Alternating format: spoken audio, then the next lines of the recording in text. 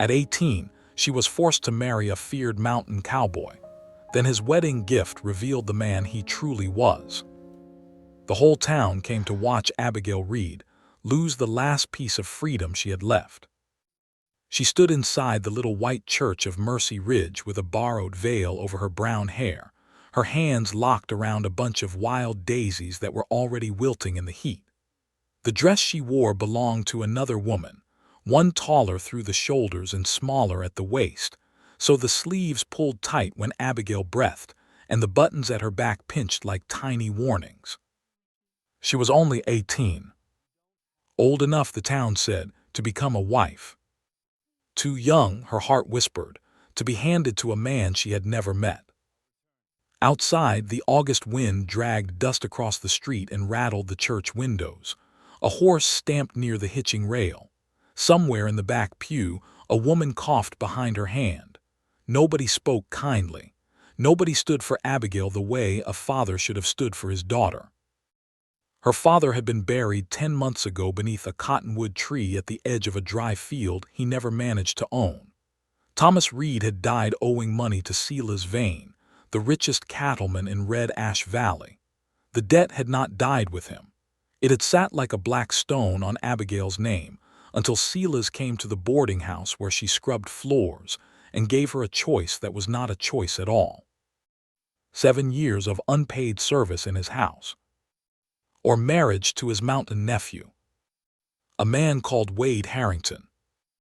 A man people in town spoke of in lower voices. The chapel doors had opened an hour ago, and Wade had stepped inside like a storm that had learned to walk on 2 legs. He was tall, broad from hard work, and dressed in a dark coat that looked too stiff for him. His hat was in his hand. His face was rough with sun and silence. He had a scar along his left brow, not ugly, but sharp enough to make children stare and grown men look away. He had not smiled. He had not come to Abigail before the ceremony. He had not asked if she wanted this. He had only stood beside her at the altar, still as a fence post in winter, while the preacher opened his Bible, and the whole town leaned forward to see whether the poor Reed girl would cry. Abigail told herself she would not give them that. She had wept enough in private, over her father's grave, over the small room she had lost, over the trunk of her mother's things that Silas Vane had taken as part of the settlement, over the fact that her life could be measured in dollars by men who never once asked what her heart was worth. "Do you, Abigail May Reed," the preacher said, "take Wade Thomas Harrington to be your lawful husband?" The words fell into the room and stayed there. Abigail could feel Wade beside her, not touching, not crowding, just there, a wall of quiet. She looked at the preacher's worn collar. A loose thread hung from it, trembling when he breathed. "I do," she said. Her voice sounded stronger than she felt. A few women in the pews shifted. One man cleared his throat. Silas Vane watched from the front bench with his silver pocket watch resting in his palm, as though even this wedding was taking more time than it deserved. Then it was Wade's turn. The preacher looked at him. "Do you, Wade Thomas Harrington, take Abigail May Reed to be your lawful wife?" For the first time since she had entered the church, Wade turned his head and looked at her. His eyes were not cruel. That startled her more than cruelty would have. They were dark gray, deep-set, tired in a way Abigail had seen only once before, in a horse that had pulled too hard for too long and kept standing because no one had told it how to fall. His gaze held hers for 1 breath, maybe 2. Then he looked back at the preacher. "I do," he said. Only that, low, plain, final. The ring he placed on her finger was simple gold, warm from his hand. Abigail stared at it while the preacher spoke the last words. It felt too heavy for something so small, like a door locking, like a name being written over her own. "You may kiss the bride," the preacher said. A laugh rose softly from somewhere behind her, not joyful, curious, hungry. Abigail froze. She felt Wade move. Her whole body braced without her permission. Her fingers tightened around the daisies until one stem snapped. But Wade did not reach for her. He looked at the preacher, then at the gathered faces, then at Abigail. His jaw tightened once. "No," he said quietly. The church went silent. The preacher blinked. "Pardon." Wade's voice did not rise, not before she asks for it. No one moved. Not one person breathed loudly. Abigail stared at him, her fear briefly knocked sideways by confusion. Wade offered her his arm not as a claim but as a question. He did not touch her first. He waited. Behind them, Sela's vain smile thinned. Abigail looked at Wade's arm, then at his face. She did not understand him. She did not trust him. But in that church full of people waiting to see her humbled, he had just refused to make her smaller. Slowly, she placed her hand on his sleeve.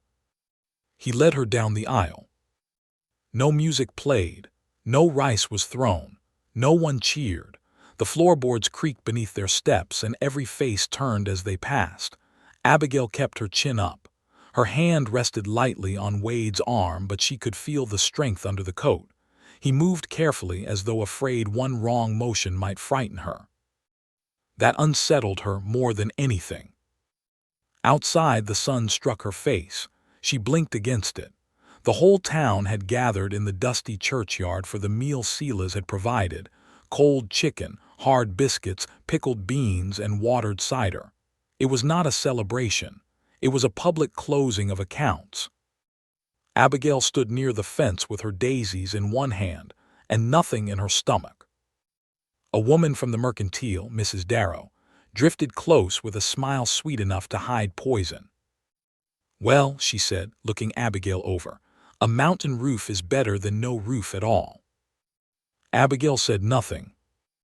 Mrs. Darrow leaned nearer. "He does not talk much," they say, "but quiet men are easier if you learn not to ask too many questions." The words were soft, but they struck hard. Abigail felt heat rise under her skin. She wanted to answer. She wanted to say she was not a stray dog being sent to a barn. She wanted to say she had once had a father who sang while mending fence, a mother who brushed her hair by firelight, a home with curtains and a blue bowl in the kitchen window. But words caught in her throat.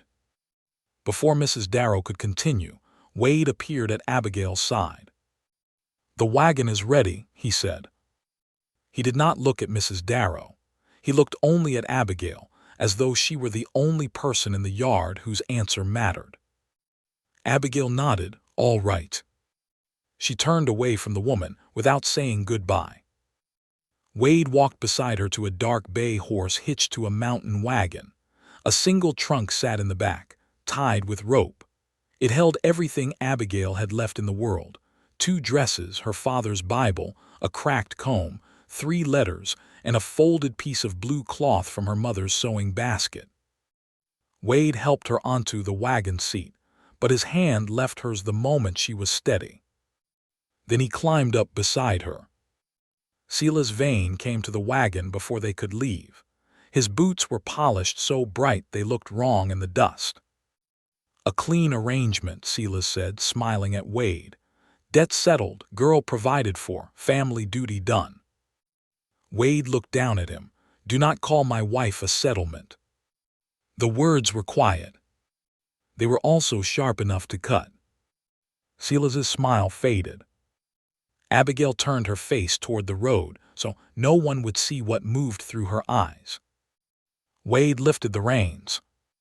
The wagon rolled away from Mercy Ridge, past the church, past the mercantile, past the boarding house window where Abigail had spent the last 10 months watching other people go home. She did not wave. No one called after her. For the first mile, neither of them spoke. The town fell behind them, shrinking into dust and heat. The road climbed toward the blue shape of the mountains, where pine trees darkened the ridges and shadows lay cool in the folds of the land. Abigail sat with her hands in her lap, the gold ring bright against her finger. At last Wade spoke. "You do not have to be afraid of me." She kept her eyes on the road, People say I do. People say many things. That does not mean they are wrong. No, he said, it does not. The honesty of that answer made her glance at him. He was watching the horse, not her. His hands were loose on the reins. His voice had no anger in it. After a moment, he reached into the inside pocket of his coat and drew out a small cloth bundle tied with brown string. Abigail stiffened. Wade noticed. He set the bundle on the seat between them, not in her lap. A wedding gift, he said. She stared at it. No one had given her a wedding gift, not even a ribbon, not even a kind word. I do not need gifts, she said. I know. Then why? He looked ahead at the mountain road. Because every bride should have one thing that belongs only to her. The words went through her so quietly that she almost did not feel them at first. Then they settled. Abigail looked at the bundle for a long while before lifting it. Her fingers worked the string loose. Inside the cloth lay a small brass key and a folded paper. Her breath caught. The paper was a deed. Not to land. Not to cattle. To a room. A room in Wade Harrington's own house, written in his heavy hand and witnessed by the preacher before the wedding. It named Abigail as the sole keeper of that room and everything placed inside it. No one could enter without her permission, not even him. Below the paper, tucked carefully into the cloth, was a second key. Wade spoke without looking at her. The first key locks the door from the inside. The second locks it from the outside. If you ever choose to leave something there and want it safe, no one will touch your things again. Abigail could not speak. The wagon creaked, the horse's harness jingled, wind moved through the dry grass along the road. She thought of Sela's vein taking her mother's trunk. She thought of the church full of watching eyes. She thought of Wade saying, "Not before she asks for it." Her hand closed around the brass key. For the first time that day, her fear did not disappear, but it changed shape. It became a question. And that question rode with her into the mountains. The road into the mountains did not feel like a road to Abigail.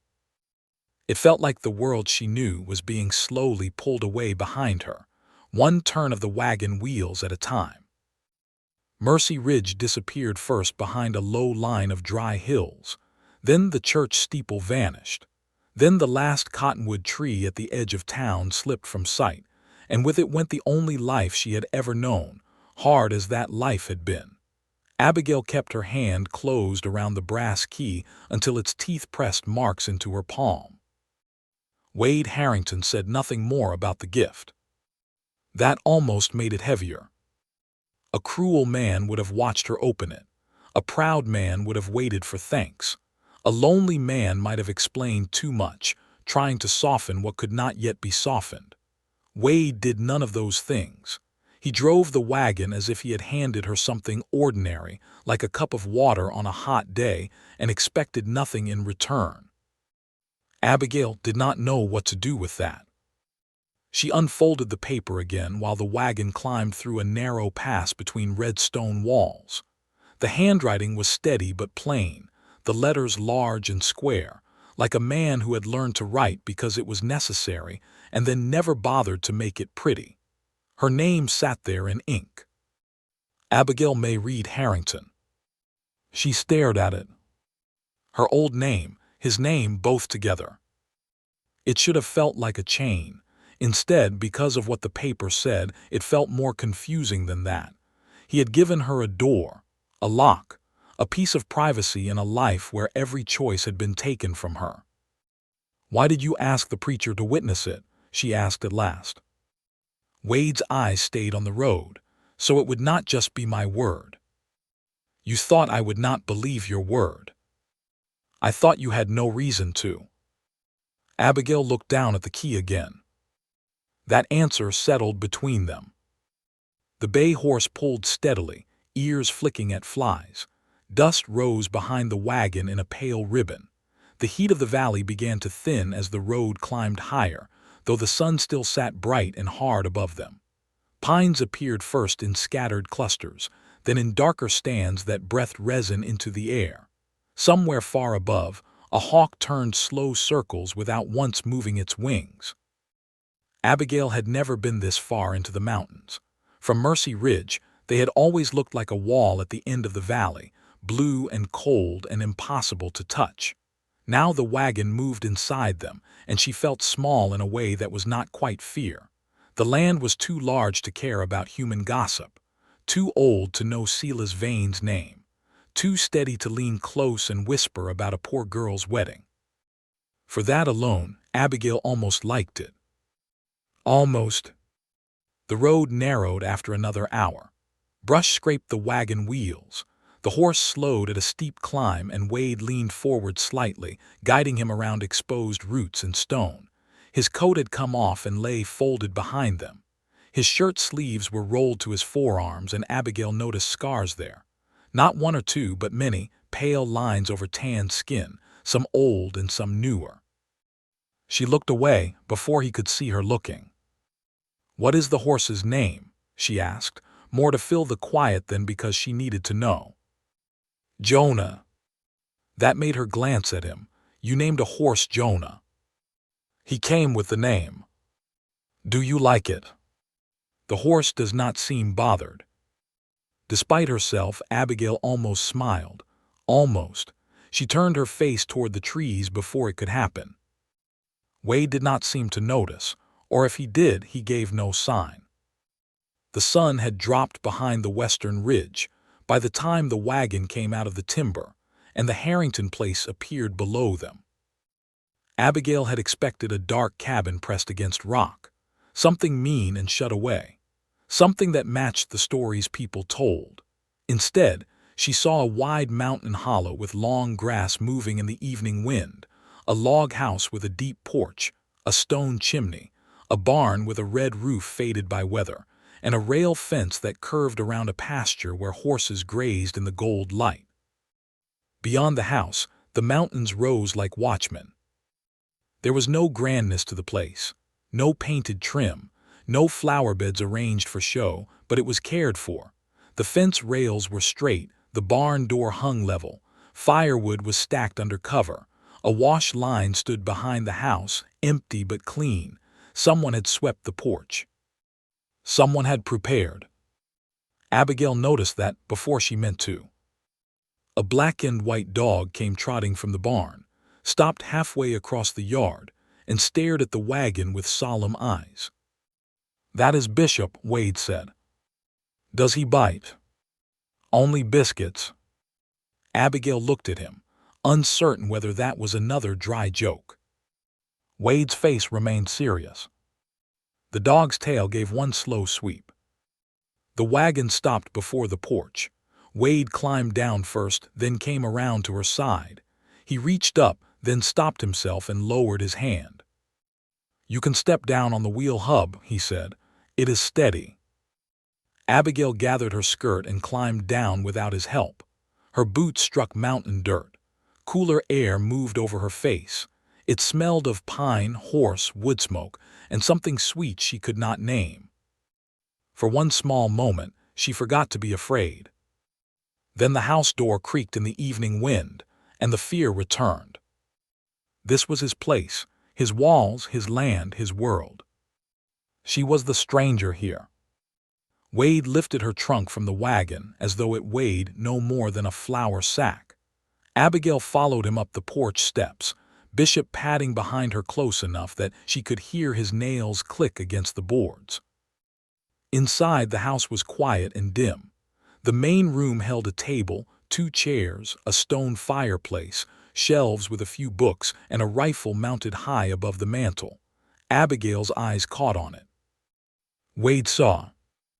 "It belonged to my father," he said. "It stays there." She said nothing. He carried her trunk down a short hall and stopped before the first door on the right. "This is yours." The words were simple, but Abigail's chest tightened. Wade opened the door and stepped back so she could enter first. The room was small but warmer than she expected. A narrow bed stood against one wall, covered with a clean quilt in faded blue and cream. A wooden chest sat at the foot of it. There was a washstand, a mirror with a crack in one corner, and a window looking out toward the pasture.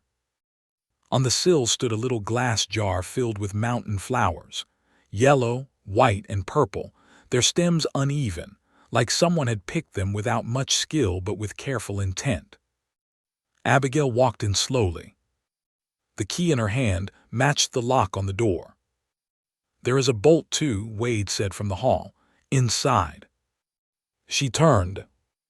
He was still outside the room, not crossing the threshold. "I had the lock put in yesterday," he said. "The bolt was already there." "Why?" His gaze shifted once to the floor, then back to her. "Because a locked door means more when the person inside controls it." Abigail swallowed. A memory rose before she could stop it. Sela's vein standing in her father's house after the burial, opening drawers that were not his, touching her mother's blue bowl, tapping the lid of the trunk with his cane. "Debt makes everything negotiable," he had said. She looked at the little room, at the quilt, at the flowers, at the lock. "What do you expect from me?" she asked. Wade's face did not change, but something in his eyes did. A shadow crossed there, old and quick. "Work if you want," he said. "Rest if you need. Eat when food is on the table. Tell me if you lack something." "That is not what I mean." "I know." The hallway grew still. From outside came the soft stamp of Jonah's hoof and the creak of leather as the harness shifted. Wade removed his hat and held it against his side. "I do not expect you to be glad. I do not expect you to trust me. I do not expect you to call this home because a preacher said words over us." Abigail gripped the key tighter. He continued, quieter now. "I expect to give you no reason to fear this house." Her throat ached, and she hated that it did. She looked away first. Wade set her trunk just inside the doorway, then backed up one step. "The kitchen has bread, beans, and stew from this morning.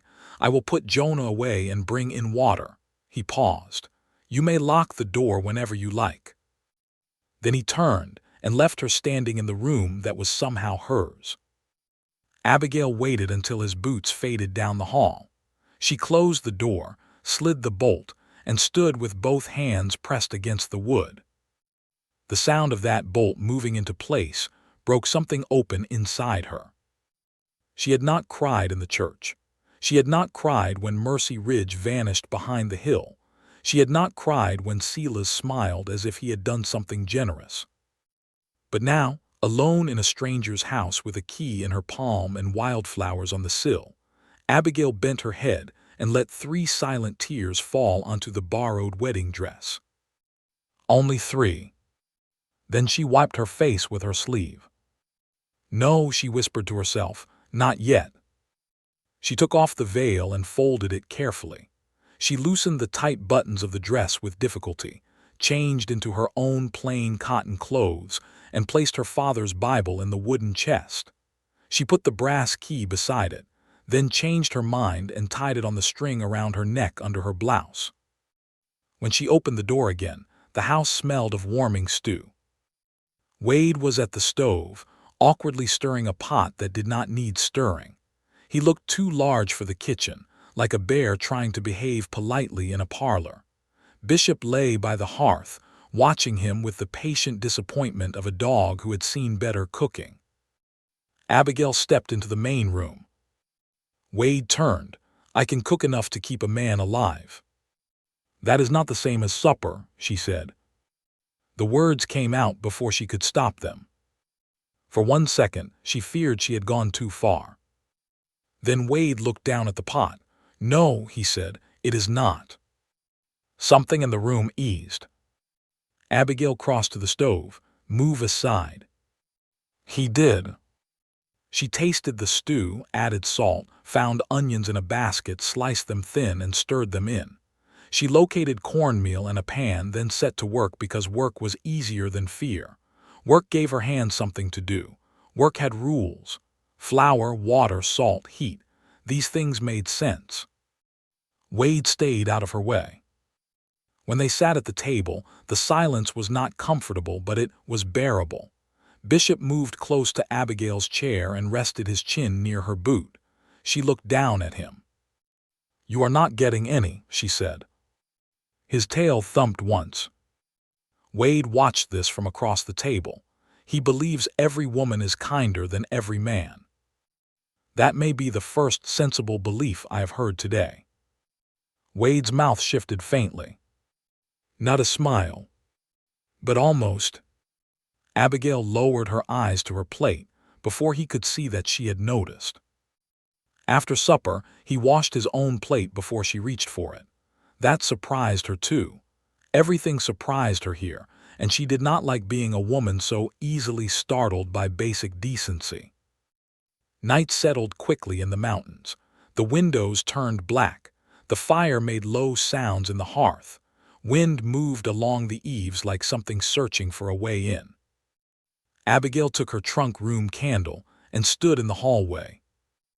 Wade remained near the table, his hands resting on the back of a chair. "If you need anything," he said, "my room is at the far end." She nodded. Then, because something in her would not let the question sleep, she asked, "Did you want this marriage?" Wade's face went still. For a moment, she thought he would refuse to answer. "No," he said. The word struck her harder than she expected. She looked down. Then he added, "But that does not mean I wanted you harmed by it." Abigail lifted her eyes. He looked tired, older in the firelight, and not as frightening as he had inside the church. Or perhaps he was frightening in a different way now, because kindness from a man she did not understand felt like walking across a frozen creek, listening for cracks. "Good night, Mr. Harrington," she said.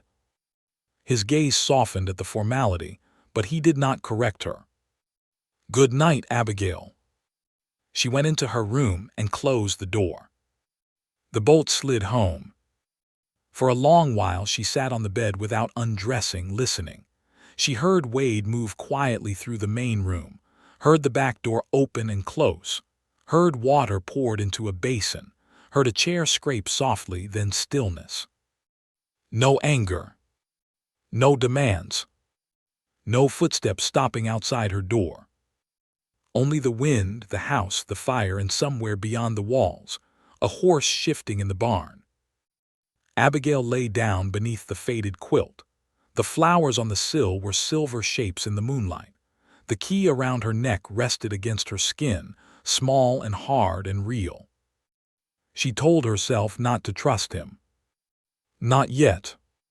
Maybe not ever. But just before sleep came, she touched the key once and thought of Wade standing in the church before all those watching faces, saying, "Not before she asks for it."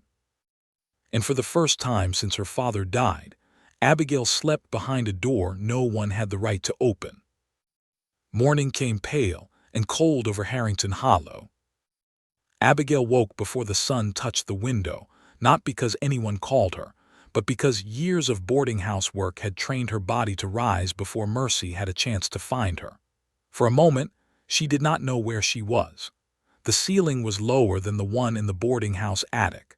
The air smelled of pine instead of soap water.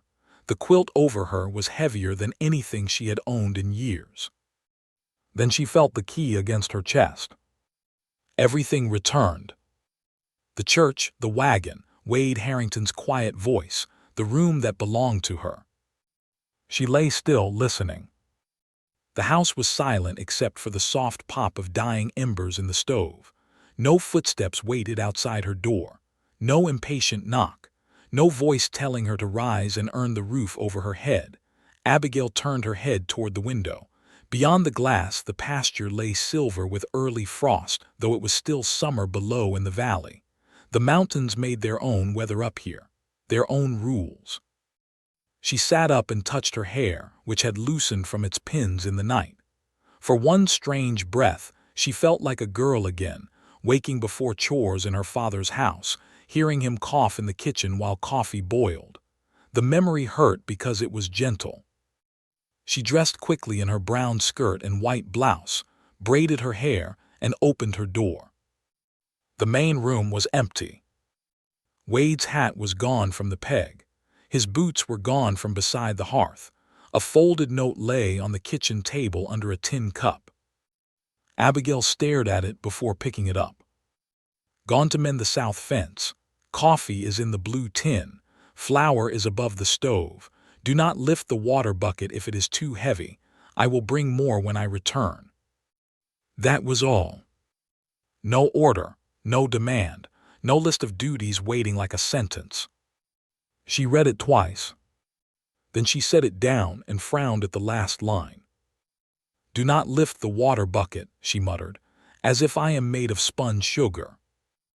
Bishop lifted his head from the rug near the hearth and looked at her. I am not, she told him.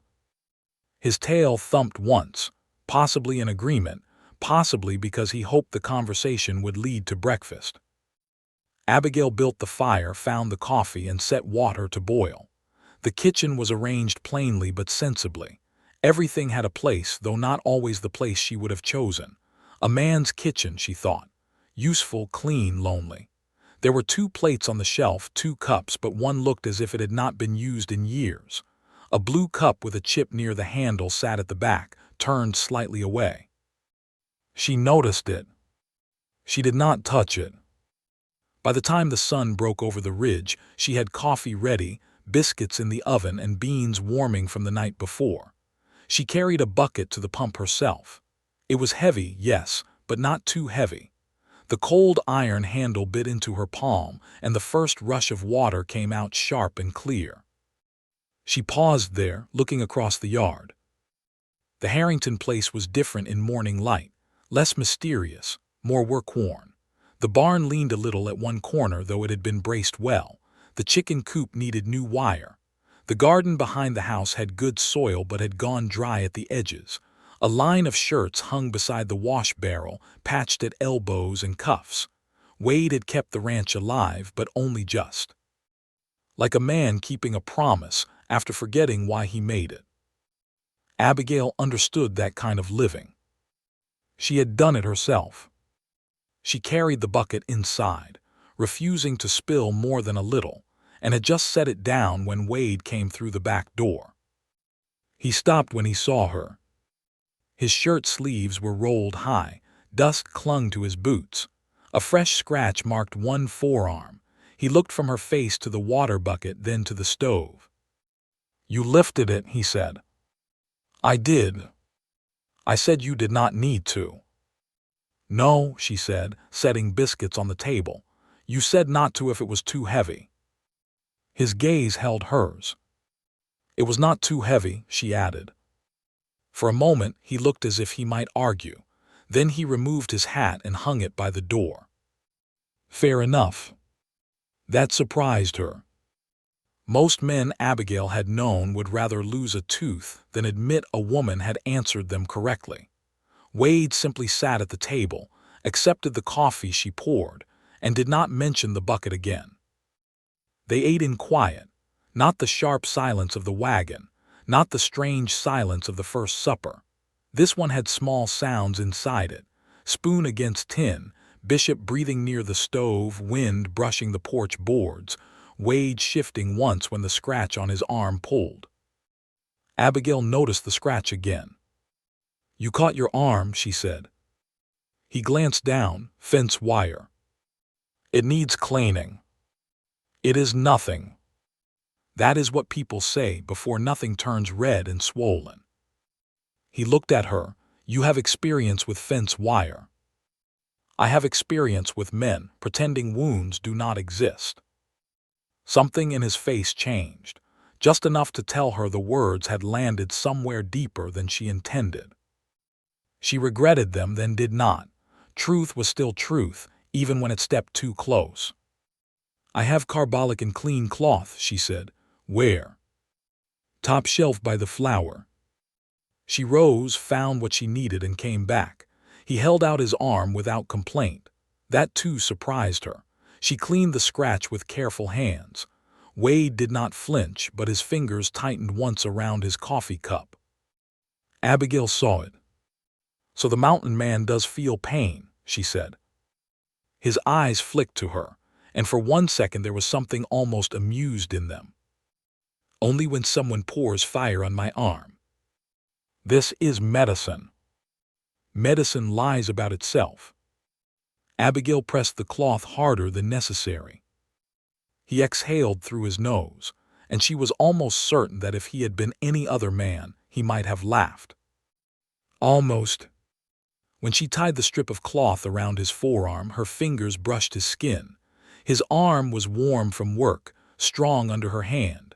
Abigail drew back quickly. Wade noticed, but he did not comment. "Thank you," he said. She nodded and turned away to clear the plates, more unsettled by his manners than she would have been by rudeness. After breakfast, she expected him to leave her in the house.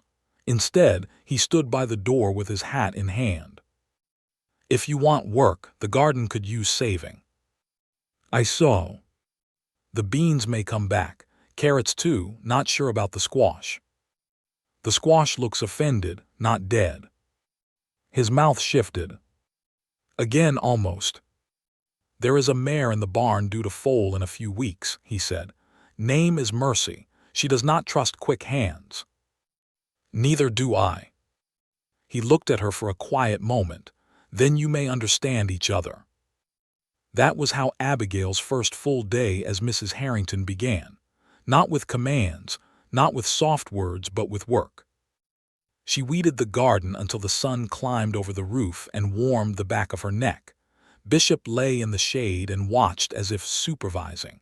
Dirt gathered under her nails. Her borrowed wedding ring flashed every time she pulled a root. She hated the way it reminded her of the church, so she turned it inward on her finger and kept working. By noon, the beans had room to breathe. After that, she went to the barn. Mercy stood in the second stall, a chestnut mare with a white blaze and a deeply suspicious expression. She lifted her head when Abigail entered and pinned one ear back, not fully angry, but warning enough. "I agree," Abigail said softly. "Strangers are tiresome." The mare watched her. Abigail did not reach for her. She leaned against the stall door and spoke in a low voice about nothing important. The heat, the flies, the foolishness of men who wrote notes about water buckets. Mercy's ears shifted.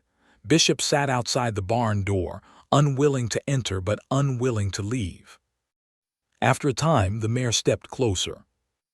Abigail held out her hand, palm down.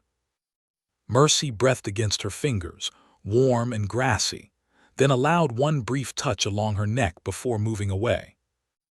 It was not trust, but it was not refusal. Abigail understood the difference. She was still in the barn when Wade returned from the south fence near dusk. He stopped in the doorway and looked at her standing beside Mercy's stall. "She let you touch her." "Only once." "That is once more than she lets most." "She has sense." "She kicked Sela's vein last spring." Abigail turned. "Did she?" "Twice." For the first time since the wedding, Abigail smiled without stopping herself. It was small, quick, gone almost as soon as it appeared. But Wade saw it.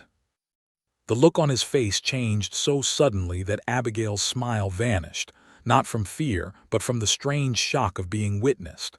He looked as if someone had opened a window in a room he thought had been sealed shut. Not hungry, not triumphant, just caught off guard by something bright. She stepped away from the stall. "I should start supper." Wade looked down at the dirt by his boots. "I can bring in wood."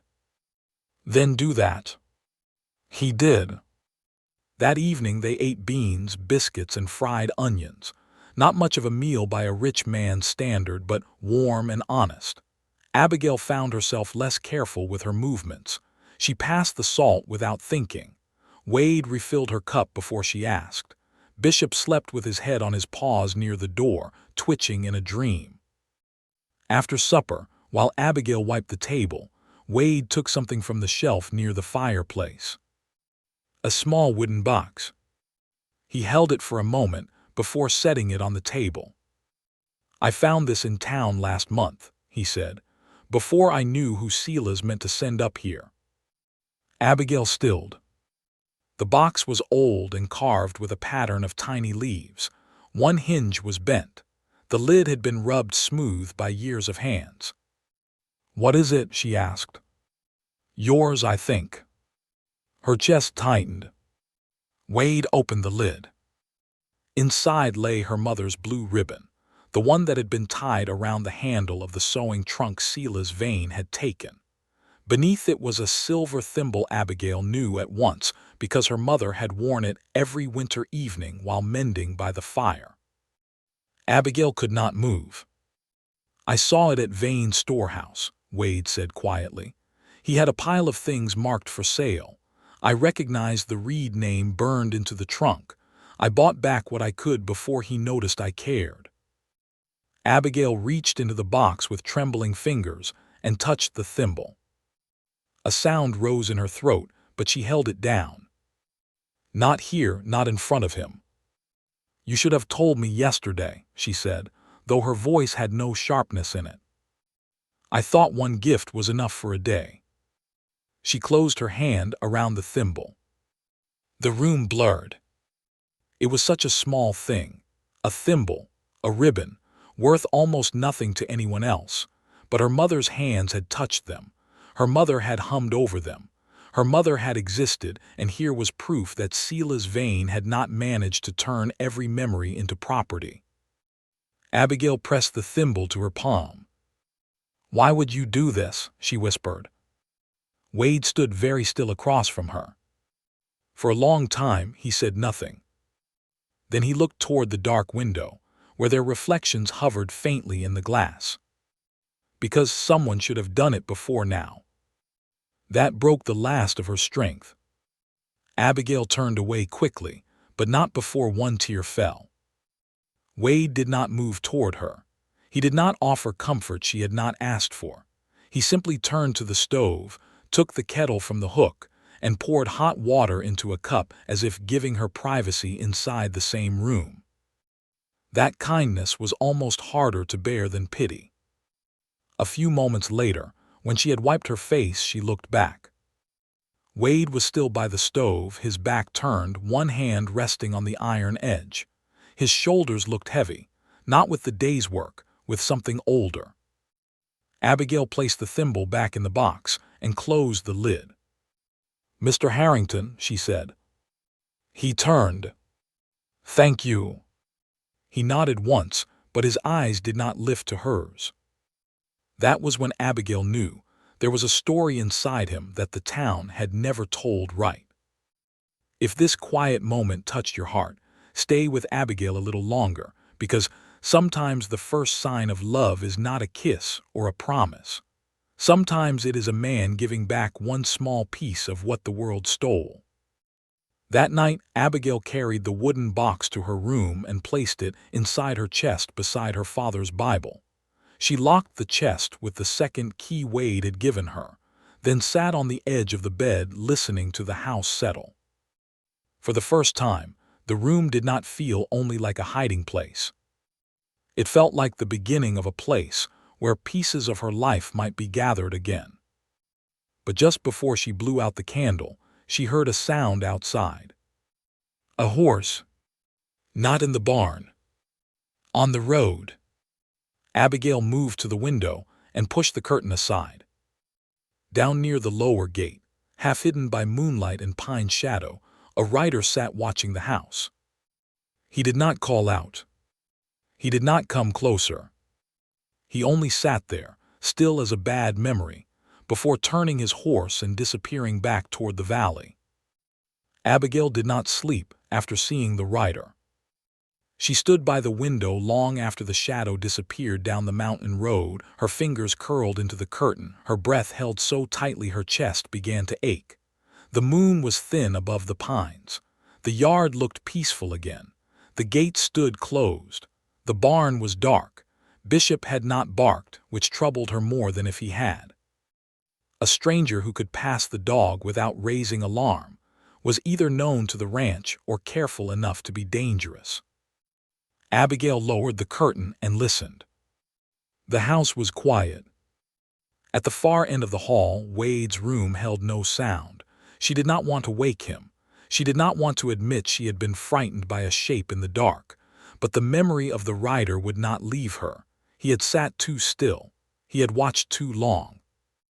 She sat on the edge of her bed until dawn touched the window. Only then did she rise. By the time Wade came into the kitchen, Abigail had coffee boiling and biscuits on the stove, but her hands were not steady. She spilled flour on the table. She dropped the tin spoon once and bent too quickly to pick it up. Wade noticed. Of course he noticed. The man noticed a loose fence wire from 30 yards away. He noticed the way Mercy's ears changed when a storm was coming. He noticed everything except, perhaps, what to do with his own loneliness. He hung his hat by the door and looked at her. "You did not sleep." Abigail kept her eyes on the pan. "I slept some." "No." She stopped stirring. It was not an accusation, just a fact. She turned. There was a rider near the lower gate last night. Wade's face changed. Not much. A small stillness came over him, the kind that told her a door inside him had shut hard. "When?" "Late, I do not know the hour, after the house went quiet." "Did he come to the yard?" "No, he watched from the road." "Horse color?" "It was dark, I could not tell." "Hat?" "Low brim, coat looked pale in the moonlight." Wade stepped away from the table and went to the window. He looked out toward the lower gate, though the rider was long gone. His jaw worked once. "Did Bishop bark?" he asked. "No." That seemed to trouble him too. Abigail waited, but he said nothing else. "Do you know who it was?" she asked. "Maybe." Is maybe meant to comfort me? He looked back at her then. "No." She folded her arms. "Then say what it means." For a moment the old silence rose between them, the one he used like a wall. Abigail saw it coming, saw him step behind it without moving an inch. Then he looked down at the table, where her hand had left flour across the wood. "There is a man named Jasper Cole," he said. "Used to ride for Sela's vein. Does small work for men who do not want their own hands seen." Abigail felt her stomach drop. Why would he come here? Wade did not answer quickly. That was answer enough. "Because of me," she said. "Because of the debt," he corrected. "It is the same thing to Sela's." Wade's eyes lifted to hers. There was anger in them now, but not at her. It was controlled and quiet, like banked coals under ash. "He will not come inside this house," Wade said. Abigail wanted to believe that sentence. It stood strong, simple, almost kind. But she had lived long enough under the weight of Sela's Vane's name to know some men did not need to come inside a house to ruin what was in it. After breakfast, Wade saddled Jonah and rode down to the lower road. Abigail stood on the porch with Bishop beside her and watched him go. The morning sun lit the scar near his brow. His shoulders were straight, but there was something hard in the set of them. He did not tell her to stay inside. She noticed that.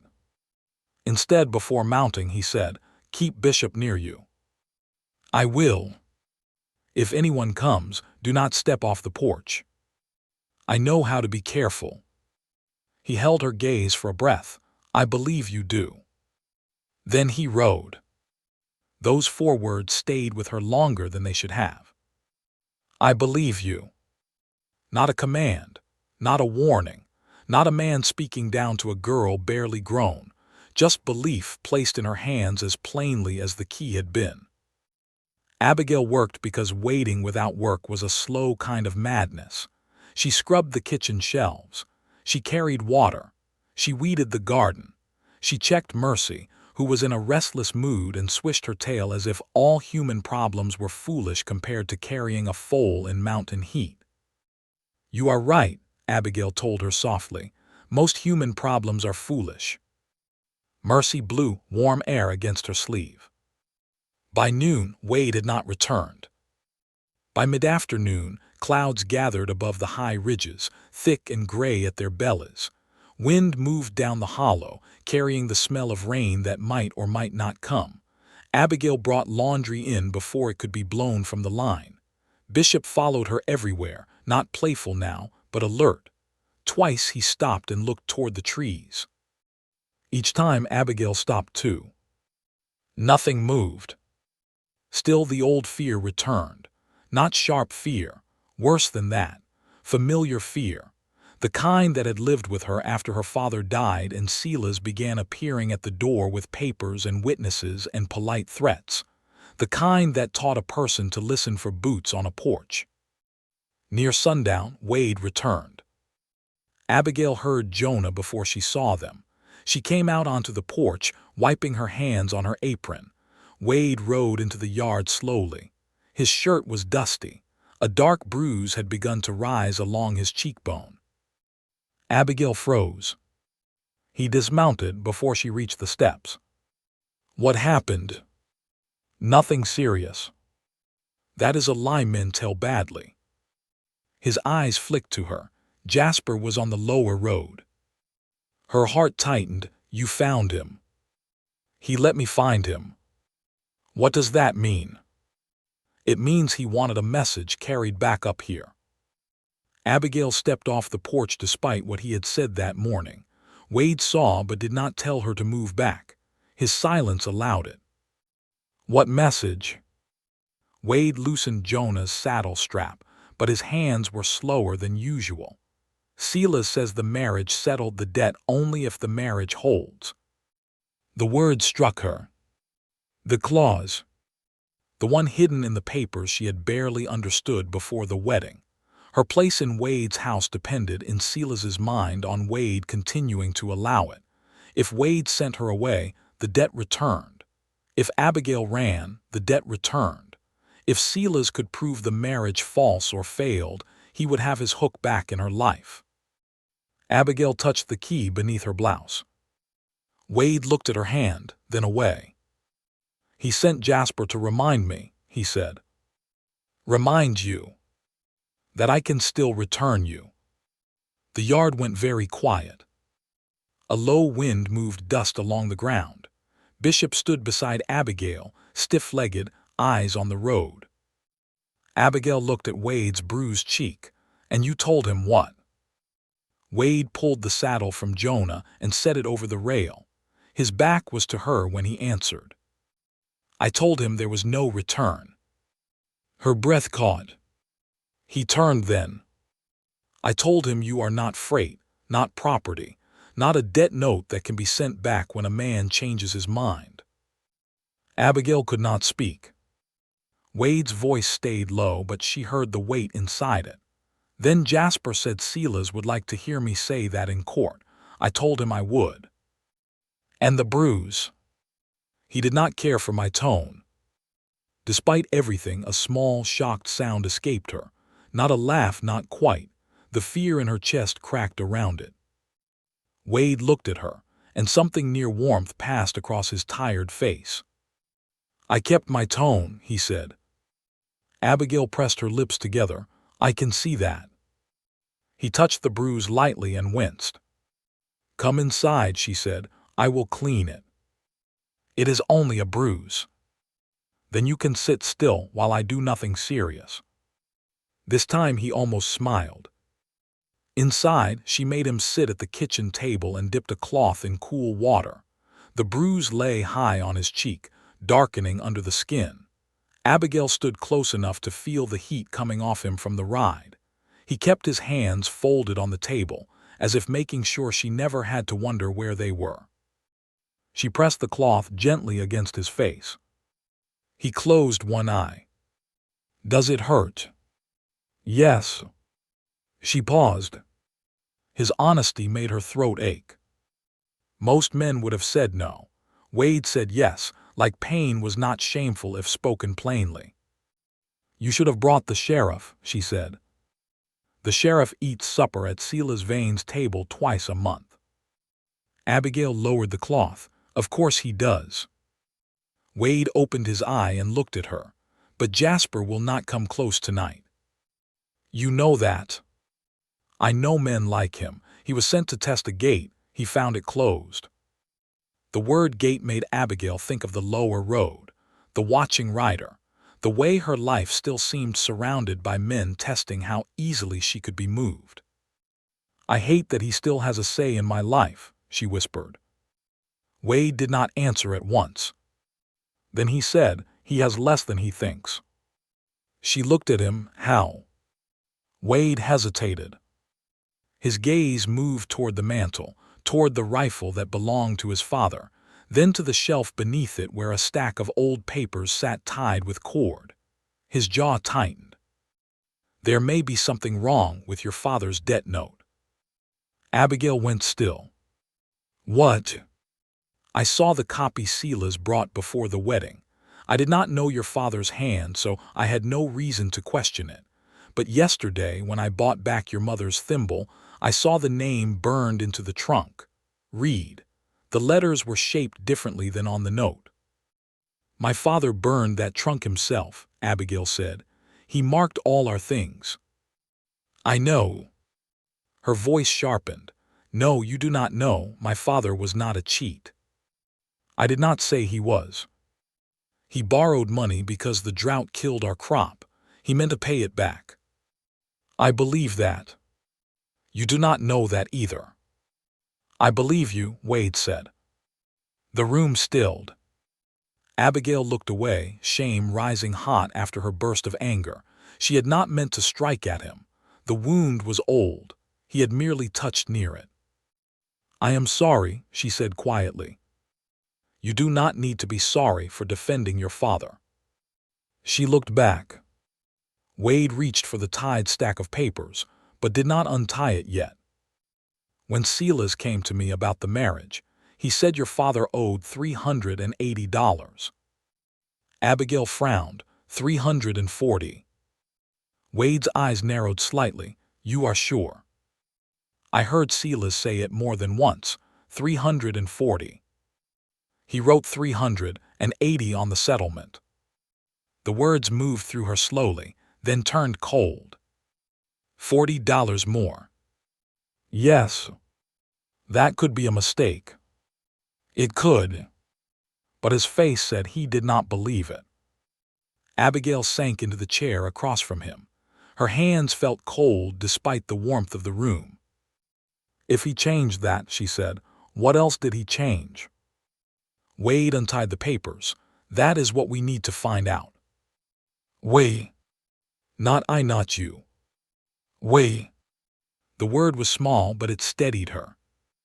For the next hour, they sat at the kitchen table while the light faded from the windows and Bishop slept by the door. Wade laid out every paper Silas had given him. The debt note, the marriage settlement, the copy witnessed by the preacher, the clause about returning her if the union failed. Abigail read slowly. She was not educated in law, but she knew her father's name. She knew how he crossed the T in Thomas like a small roof. She knew how his R always leaned too far forward, as if hurrying into the next letter. The signature on the debt note looked close. Close enough to fool a man who had never received a birthday letter from Thomas Reed. But Abigail had. Her finger hovered above the ink. "That is not his R," she whispered. Wade leaned closer. Abigail's heart began to pound. And he never wrote his middle name, not on anything. He hated it. "What was it?" "Alpheus." Wade glanced down. The note read Thomas A. Reed. Abigail covered her mouth with one hand. Her father had died under the weight of a debt that might not even have been written honestly. Her home had been taken, her mother's trunk sold, her body handed into marriage like payment. All of it might have been built on ink that lied. Wade's voice was careful. "Is there anyone who has letters from him?" I have 3. In your chest. She nodded. Would you let me see them? She looked at him. The question mattered. He could have said, bring them. He could have stood and followed her. Instead, he asked. Abigail rose without speaking and went to her room. She unlocked her chest with the key he had given her. Her hands trembled as she lifted out the Bible and the letters beneath it. For one moment, she pressed the folded papers to her chest. Then she returned. Wade did not touch them until she placed them in his hand. Together, they compared the signatures beneath the yellow lamplight. The difference was small. But small things mattered: a crooked letter, a changed number, a clause hidden at the bottom of a paper, a key placed in a bride's hand, a man refusing a kiss. At last Wade sat back, his face hard in a way Abigail had not seen before. This needs to go to a judge outside Red Ash Valley, he said. Can it? Yes, but Silas will not let it go easy. Abigail looked toward the black window. For a second, she imagined Jasper Cole still out there, watching from the lower gate, waiting for fear to do what threats could not. What will he do? She asked. Wade folded her father's letters carefully and pushed them back toward her. He will try to scare us into silence. Us again. Abigail looked at the bruise on Wade's cheek, then at the papers on the table, then at the key still warm beneath her blouse. She had been forced to this mountain by a lie wrapped in law. But perhaps the same mountain had given her the first person willing to stand beside her while that lie was named. Tell me in the comments, would you have trusted Wade after this moment, or would the fear still be too strong? That night, Abigail locked her father's letters safely in her chest. But before she closed the lid, she placed her mother's silver thimble beside them and understood something that made her hands go still. Silas had not only stolen from her. He had needed her afraid enough not to look closely. And down in the valley, if Silas Vane learned that she had started reading the papers, the next rider he sent would not come only to watch. The next morning, Abigail found Wade already awake at the kitchen table. He had not lit the lamp. Dawn had only begun to gray the windows, and the room still held the deep blue hush that comes before birdsong. Papers lay spread before him: the debt note, the marriage settlement, her father's 3 letters, and a clean sheet on which Wade had copied names, dates, numbers, and questions in his large, plain handwriting. He looked up when she stepped into the room. You did not sleep either, she said. No. Did staring at the papers make them confess? Not yet. Abigail pulled her shawl tighter around her shoulders and crossed to the stove. The ashes were cold. She built the fire by feel, then struck a match. The small flame showed her Wade's face more clearly. The bruise from Jasper Cole had darkened overnight. Purple sat beneath his eye. He looked tired but not defeated. That mattered. There had been many mornings in her life when tired men had looked defeated, and the whole house had felt it. Her father had worn that look during the last drought, when each sunrise brought another thing he could not fix. Wade's exhaustion was different. It carried thought inside it, purpose. What did you find? She asked. He tapped the settlement paper with one finger. Silas listed the debt as $380 here. The original note says $340, though the 4 is written darker than the rest. Abigail came to stand beside him. He pointed carefully. See this. She leaned down. His sleeve brushed her arm, and neither of them moved away at once. The ink is heavier, Wade said. The paper is scratched under it like something was changed. Abigail's mouth went dry. A 0, a 1. Maybe, hard to say. She looked at the paper and felt anger rise so slowly and so cleanly that it frightened her more than fear ever had. Silas Vane had not raged at her. He had not shouted. He had smiled, spoken politely, and used paper like a knife. Now she could see the cut. My father would have known, she said. If the number changed, he would have known. Unless it changed after he died. The thought settled over them. The fire caught in the stove with a soft rush. Outside, a rooster called from the coop, thin and offended by the morning. Abigail sat across from Wade. Then Silas took the note after my father died and made it what he needed. Maybe. You keep saying maybe. Because maybe is what can stand in court until proof arrives. She pressed her hands flat on the table. And where does proof arrive from? Wade looked toward the window. A ledger. What ledger?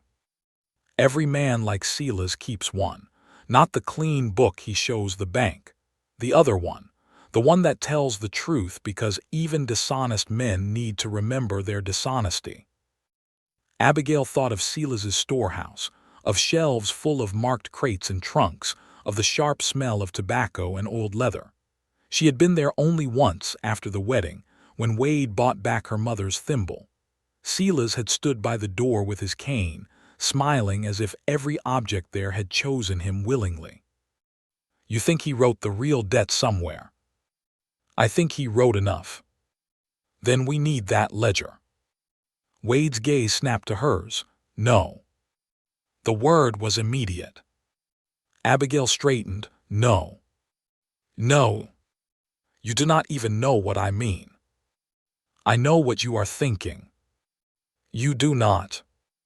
You are thinking of going into Silas Vane's storehouse. Abigail looked away, which was answer enough. Wade's jaw tightened. Absolutely not.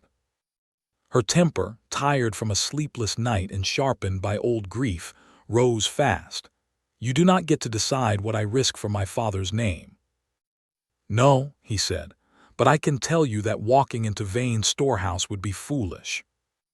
I have been inside before. With me. And he was watching you, not me. Abigail. It was the way he said her name that made her stop, not hard, not commanding, afraid.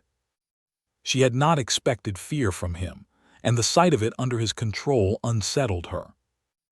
Wade lowered his voice. Silas will expect me to come at him straight. Men like him understand that. Papers, witnesses, court. He knows how to answer those things. But if he finds you near anything he wants hidden, he will not treat you as a lady or even as my wife. He will treat you as a loose thread he needs cut.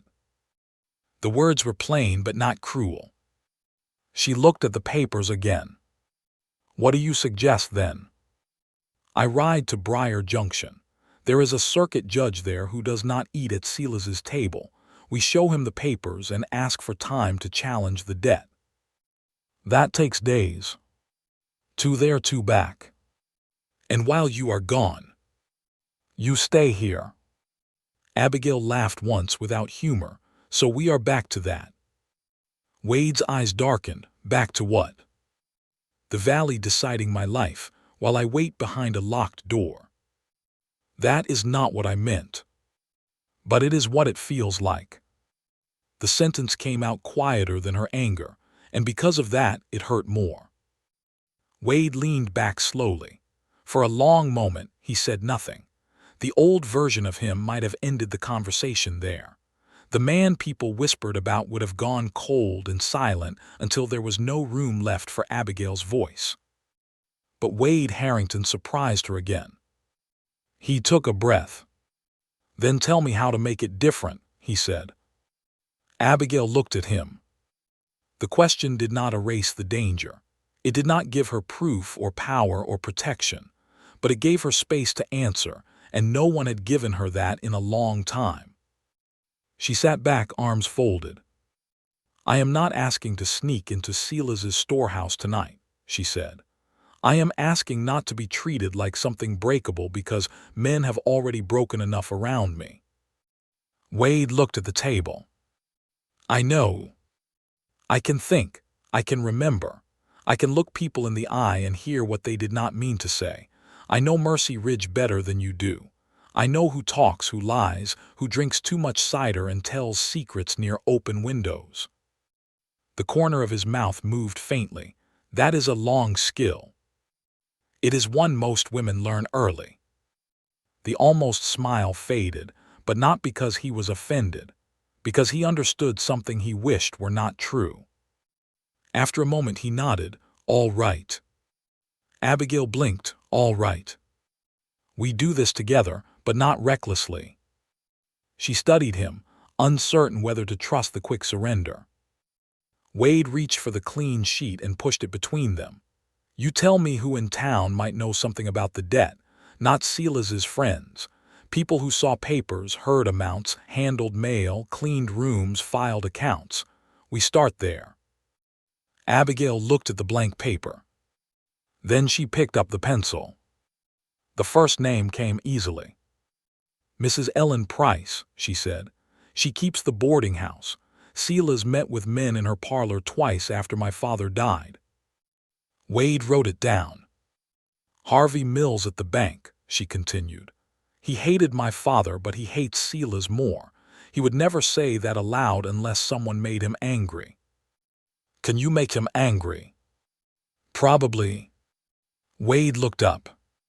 For the first time that morning, a real trace of amusement crossed his face. Abigail looked back at him. "Do not look so pleased." "I am not pleased." "You are." "I am concerned for Harvey Mills." Despite herself, she smiled. "Only a little." The smile passed quickly, but not before it changed the room. They worked through the morning. Abigail gave names. Wade wrote them down. The list grew. The preacher who had witnessed too much without understanding it, the clerk who copied notices for Silas, a widow who washed shirts at Vane's house, the freight driver who carried locked boxes to Briar Junction every month. With every name, the shape of Silas's power changed. It became less like a mountain and more like a fence. Long, hard, difficult, but made of posts that could be tested. Near noon, a rider came. Bishop barked first. Not his deep warning bark, but a single sharp sound that brought Wade to his feet and Abigail to the window. A young boy rode into the yard on a spotted pony, his hat too big for him and his face flushed from the climb. "That is Eli Price," Abigail said, "Mrs. Price's youngest." Wade opened the door before the boy reached the porch. Eli pulled up hard. "Mrs. Harrington." Abigail stepped beside Wade. "I am here." The boy swallowed, eyes moving nervously to Wade's bruised face. "Ma said to give you this personal, said not to stop in town, said not to let Mr. Vane's men see." He held out a folded cloth. Abigail took it. Inside was a piece of paper, torn from a ledger. Her breath stopped. There were numbers written in columns, names along the side, and one line circled in brown ink. Thomas Reed, Spring Advance, $140 paid against balance. Paid. Abigail stared at the word until it blurred. Wade moved closer, reading over her shoulder. "If this is true," he said slowly, "your father owed less than Silas claimed even before the note was changed." Eli shifted in the saddle. "Ma said she found it behind the loose brick in the parlor hearth, said Mrs. Harrington would know why it mattered." Abigail's heart pounded. How did she get this? The boy's face tightened. "Ma used to clean Mr. Vane's office before he accused her of stealing sugar and dismissed her. She said she took that page because she knew he was cheating somebody. Did not know who until your wedding." Abigail folded the paper with shaking hands. "Tell your mother I will come see her." Eli shook his head quickly. "She said don't, not yet. Men been asking who she talks to." Wade's face hardened. "What men?" "Jasper Cole and another one. Red beard, they came last night." Abigail and Wade exchanged a look. The rider at the gate. A warning for them. A threat for anyone who helped. Wade reached into his pocket and pulled out 2 coins. He gave them to Eli, for the ride. Eli looked at the coins, then at Abigail as if uncertain. "Take them," Abigail said softly, "and tell your mother thank you. Tell her I remember the winter she gave me soup when I had no wages left." The boy nodded, his throat moved. She remembers too. Then he turned the pony and rode down the mountain faster than he should have. Wade watched until the trees swallowed him. Inside, the kitchen felt different. The torn ledger page lay on the table like a living thing. Abigail sat slowly. "My father paid," she whispered. "Not all of it, but he paid." Wade stood behind the chair across from her, both hands gripping the wood. "We need to hide this somewhere safe." "In my chest." "No." She looked up sharply. Wade shook his head. "That is the first place someone would search if they got inside." "If they got inside." "I am not saying they will. But you think they might." He did not lie. Abigail looked around the house. The shelves, the stove, the hearth, the floorboards.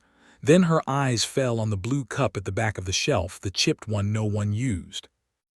Wade followed her gaze. His expression changed before she asked. "That cup," she said quietly, "who did it belong to?" The question seemed to move through him like cold water. For a moment, the room held all the things not yet spoken. "My sister," he said. Abigail had not known he had a sister. Wade stepped to the shelf and took the cup down carefully. He held it as if it were heavier than iron. "Her name was Lydia," he said.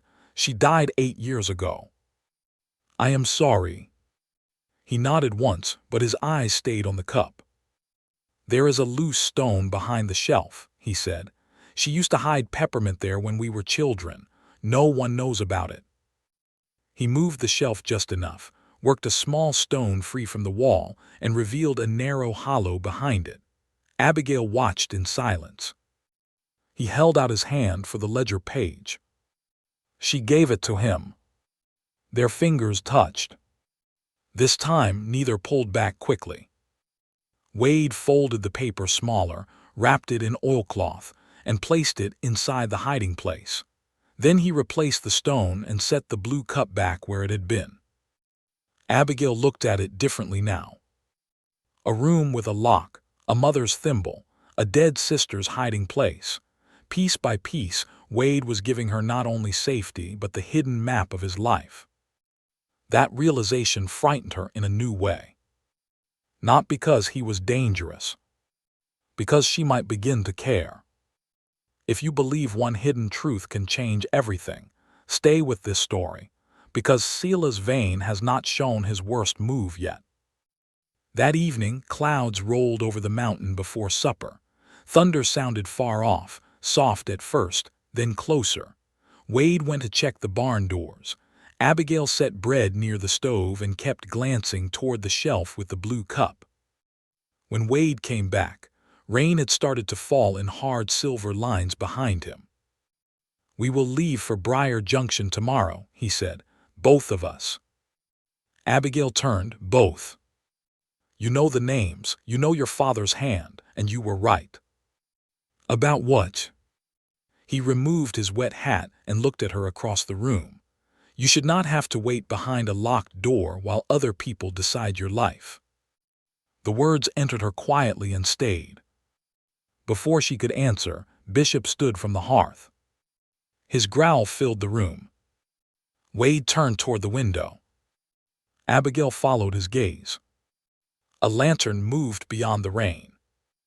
Not in the yard. Near the barn. Then came the sharp crack of splintering wood. Wade reached for his coat. Abigail grabbed the lamp. And in the storm-dark yard, someone shouted from the barn, "Fire!" The shout cut through the rain like an axe through pine. "Fire!" Abigail was moving before she had time to think. The lamp shook in her hand, throwing wild light across the walls as Wade crossed the room in 3 long steps and pulled open the front door. Wind burst inside, cold and wet, snapping the flames sideways behind the glass. "Stay behind me," Wade said. "No." There was no time for argument. They ran into the storm together. Rain hammered the porch roof and turned the yard into black mud.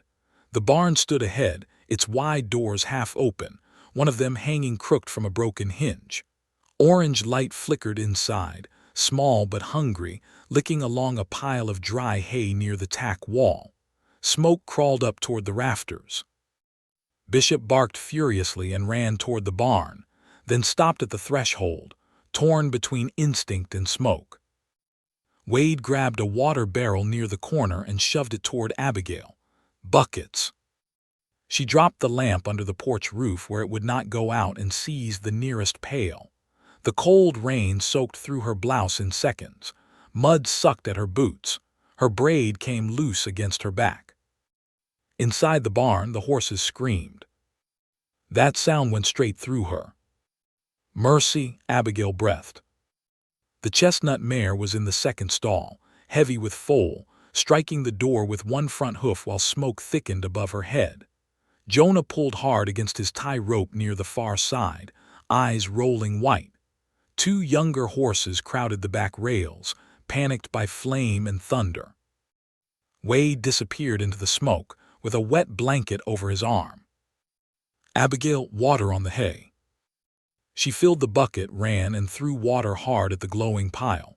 Steam burst upward. The fire hissed but did not die. Someone had placed the hay too close to the tack wall where it could catch quickly but look like accident if no one came in time. Her eyes caught the broken door hinge, the scattered kindling, the smell beneath the smoke. Kerosene. This was no lightning strike. This was a warning with a flame. She filled another bucket. Wade came out leading Jonah, coughing once but steady. He slapped the horse's flank and sent him into the rain, then turned back into the barn. Mercy next, Abigail shouted. I know. Another bucket, another rush of steam. Smoke stung her eyes until tears ran down her face, but she did not stop. Bishop darted in low, barking at the flames as if anger alone could put them out. Back, Bishop, Abigail cried. The dog obeyed barely.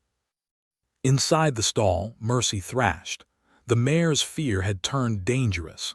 Wade opened the stall door and tried to reach her halter, but she swung her head hard. He jumped back just before her shoulder crushed him against the frame. Easy, girl, he said, voice low through the thunder.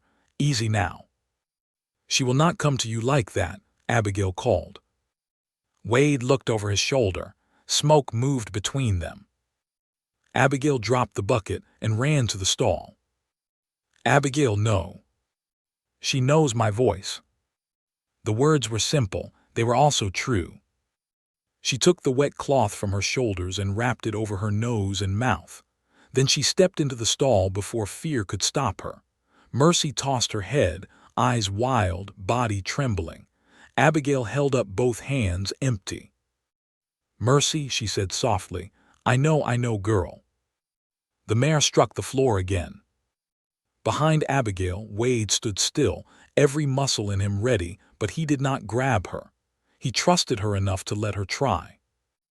That trust steadied her. Abigail moved one step closer. Smoke curled under the stall roof.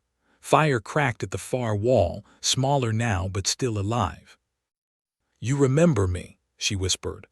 I am the one who talks too much and brings apples when Mr. Harrington forgets how to be charming. Wade, somewhere behind her, gave one rough cough that might have been smoke or might have been something else.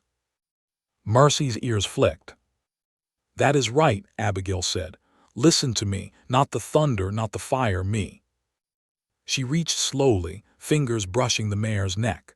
Mercy quivered under her touch, but she did not pull away. Abigail slid her hand up to the halter. Now, she said. Wade moved in beside her. Together they guided Mercy out, one slow step, then another.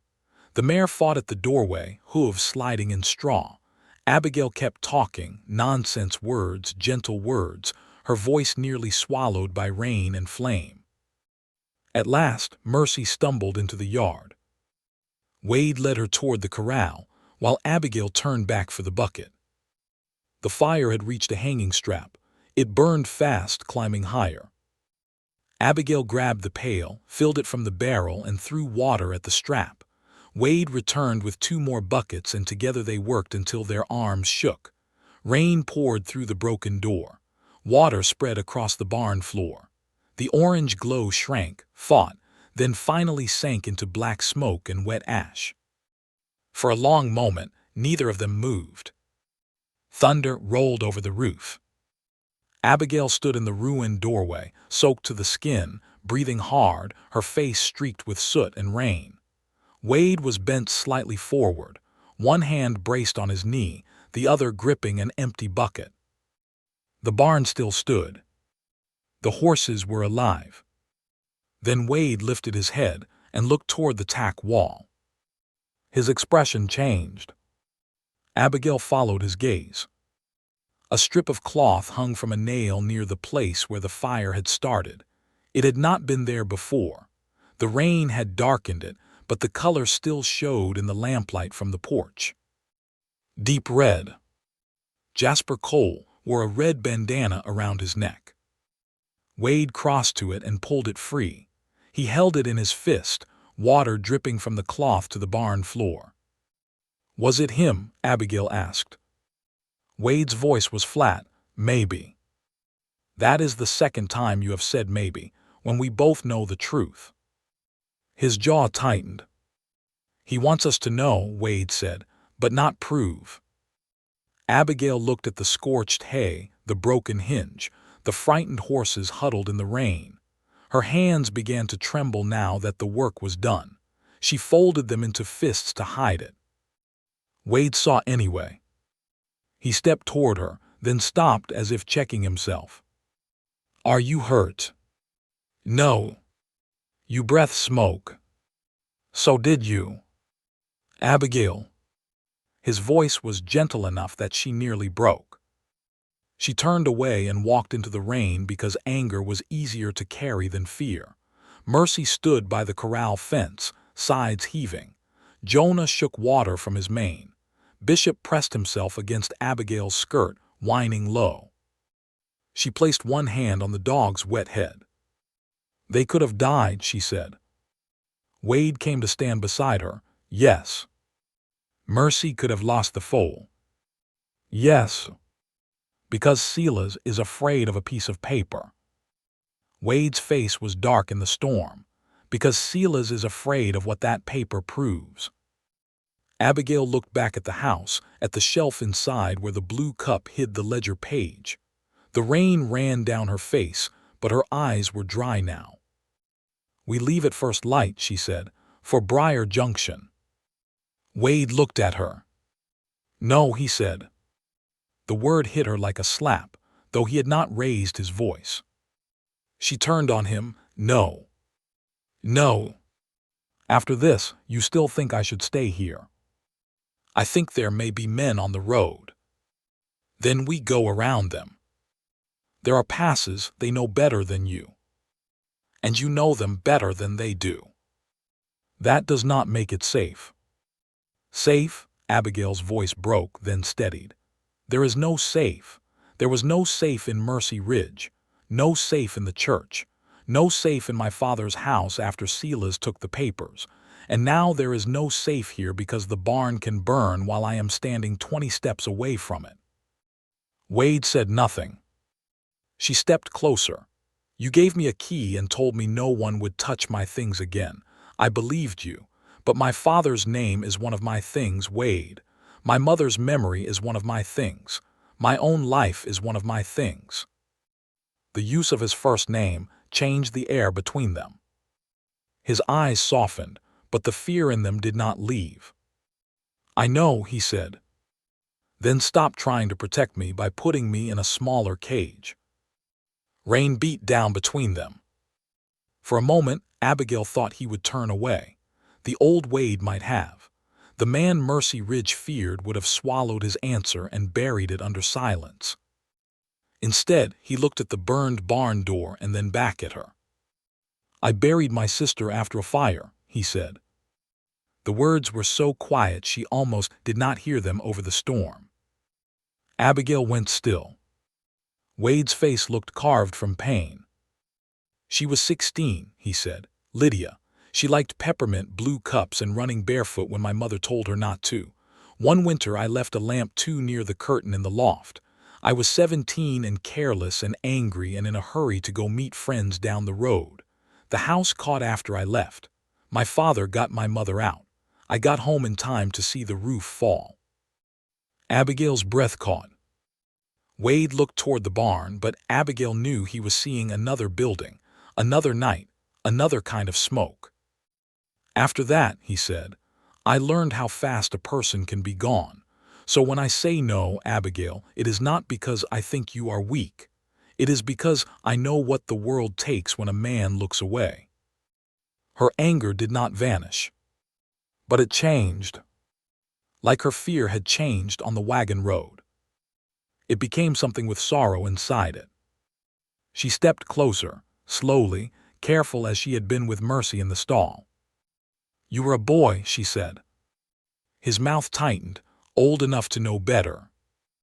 Old enough to blame yourself forever. That is not the same thing. He looked at her then. Rain moved down his face, catching in the bruise near his eye. For the first time, Abigail saw not the feared mountain cowboy, not the man who had stood like stone at the altar, but the boy he had once been, standing helpless before flames, carrying a guilt no court would ever sentence him to, but one he had served all the same. She wanted to touch his arm. She did not. Not yet. We will be careful, she said, but I am going. Wade held her gaze for a long time. Then he nodded once. We leave before dawn. Inside the house, Abigail wrapped blankets around herself while Wade checked the doors, then checked them again. He brought the hidden ledger page from behind Lydia's cup and placed it inside a small oilskin packet with her father's letters. He did not hand it to Abigail at first. He looked at the packet, then at her. You carry it, he said. She understood what that meant. The proof was not his to own. The fight was not his to lead alone. Her father's name rested now in her hands. Abigail took the packet and held it close. Later, while Wade went back out to settle the horses, she stood alone in the kitchen. The smell of smoke clung to her hair. Her hands ached from buckets. The room felt both safer and more fragile than it had that morning. Her eyes went to Lydia's blue cup.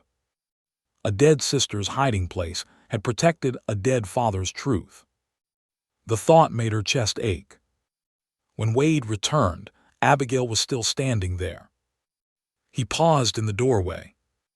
Try to sleep, he said. You too. I will sit up a while. Because of the road. Because of the barn. Because of Lydia, she said softly. He did not deny it. Abigail pulled the blanket tighter around her shoulders. Then she made a choice that frightened her more than the rider at the gate. You can sit by the fire, she said. I will sit too, just until the house feels quiet again. Wade looked at her, as if she had offered him something he did not know how to accept. Then he came inside, removed his wet coat, and sat in the chair near the hearth. Abigail sat in the other. Neither spoke for a long while. The fire burned low. Rain softened on the roof. Bishop slept between them, one paw twitching. Wade stared into the flames, and Abigail watched the light move across his face, touching the scar, the bruise, the tired eyes, the grief that had lived there longer than she had known him. After a while, his voice came quietly. I did not want a wife because I did not think I had anything left that should belong to another person. Abigail looked at him. He did not look back. Maybe he could not. But when I saw you in that church, he continued, standing there alone while they all watched, I thought I knew that kind of lonely. I thought maybe I could at least make sure you were not alone in my house too. Her throat tightened. You did, she said. Only 2 words. They were enough. Before dawn, the storm passed. Abigail packed bread, dried apples, her father's Bible, the oilskin packet, and the brass key that never left her neck. Wade saddled Jonah and a gray mare named Pearl for Abigail. Bishop watched them from the porch, unhappy but obedient when Wade told him to guard the house. The mountains were black against the paling sky when they rode out. They did not take the main road. Wade led them through a narrow timber trail above the burned barn and down toward the eastern pass, where mist clung low to the ground and every sound seemed too loud. For 2 hours they rode without trouble. Then Pearl stopped. Her ears went forward. Wade raised one hand. Abigail's heart began to pound. Ahead through the trees, a rope had been stretched across the trail at chest height, nearly invisible in the gray morning. And beyond it, half hidden behind the pines, a man with a red beard stepped into view and smiled. The man with the red beard stood in the timber trail, as if he had been waiting there all morning for the pleasure of being seen. Rain still clung to the pine needles above him. Mist curled low between the trunks. The rope stretched across the trail at chest height, tied from one pine to another, tight enough to throw a rider hard if the horse had kept moving. Pearl stood frozen beneath Abigail, every muscle ready to bolt. Jonah shifted once under Wade, but Wade held him steady with one hand on the reins. Abigail's breath caught in her throat. The man smiled wider. "Well now," he called, "Mr. and Mrs. Harrington taking a pretty morning ride." Wade did not move. "Cut the rope." The man touched the brim of his hat. No greeting. "Cut the rope, Mercer." So this was the red-bearded man Eli Price had warned them about. Not Jasper Cole, but one of Selah Vane's other hands. Mercer let his eyes move to Abigail. They lingered there too long, not in desire but in calculation. She knew that look. Men like him measured people by fear. They watched for the moment a person lowered their eyes. Abigail did not lower hers. Mercer's smile twitched. "Mrs. Harrington," he said, "Mr. Vane would be disappointed to hear you are riding away from your fine new home so early in the day." Wade's voice stayed calm. "Mr. Vane can survive disappointment." "Can he?" Mercer asked. "He is a powerful man. Powerful men do not like surprises." "Then he should stop causing them."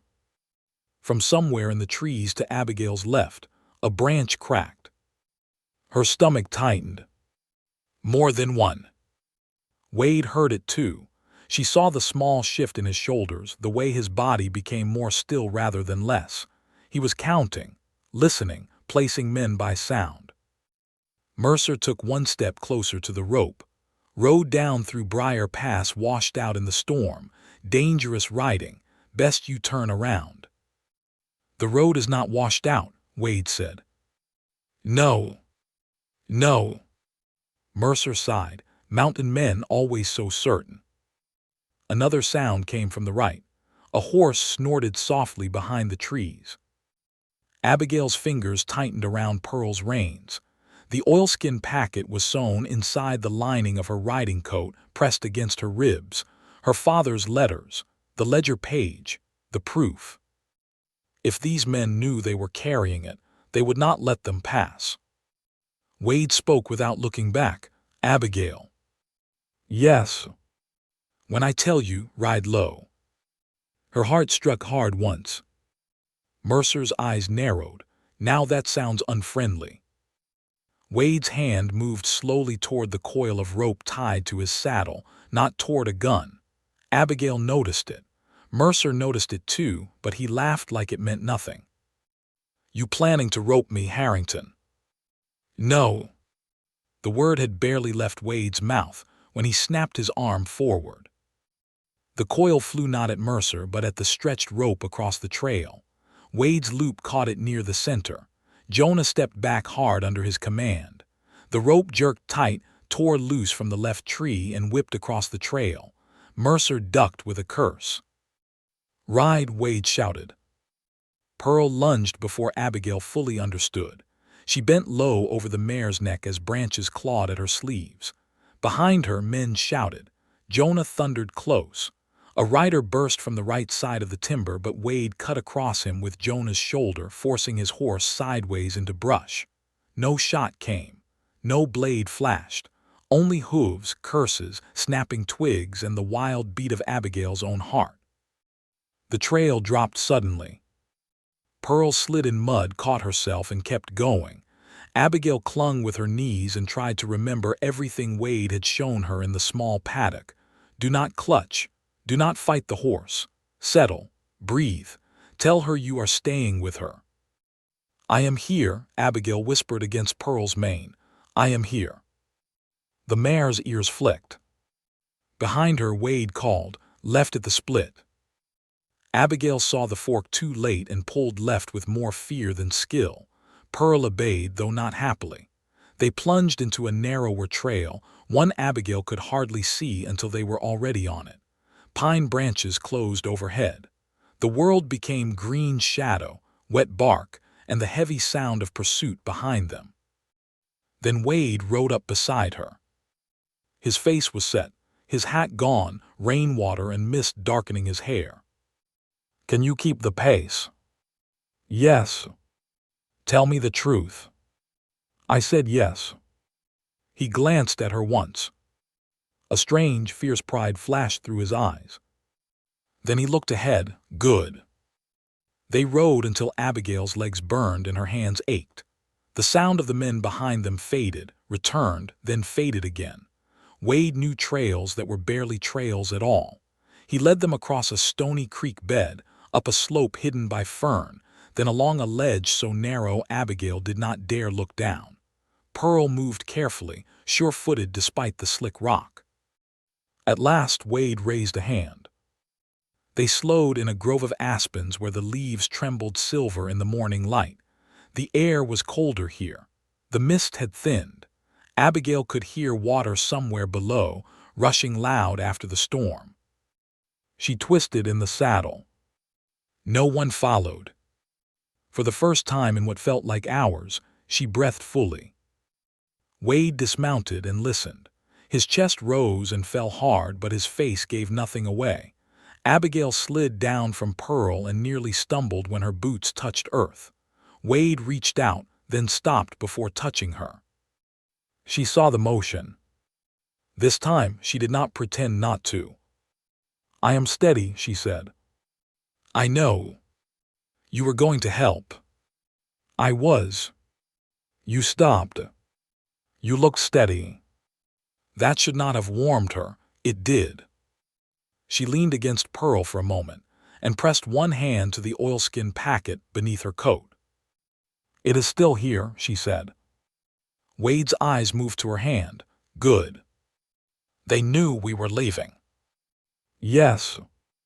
Do you think Eli told? No. You are certain? Eli is a scared boy, not a bought one.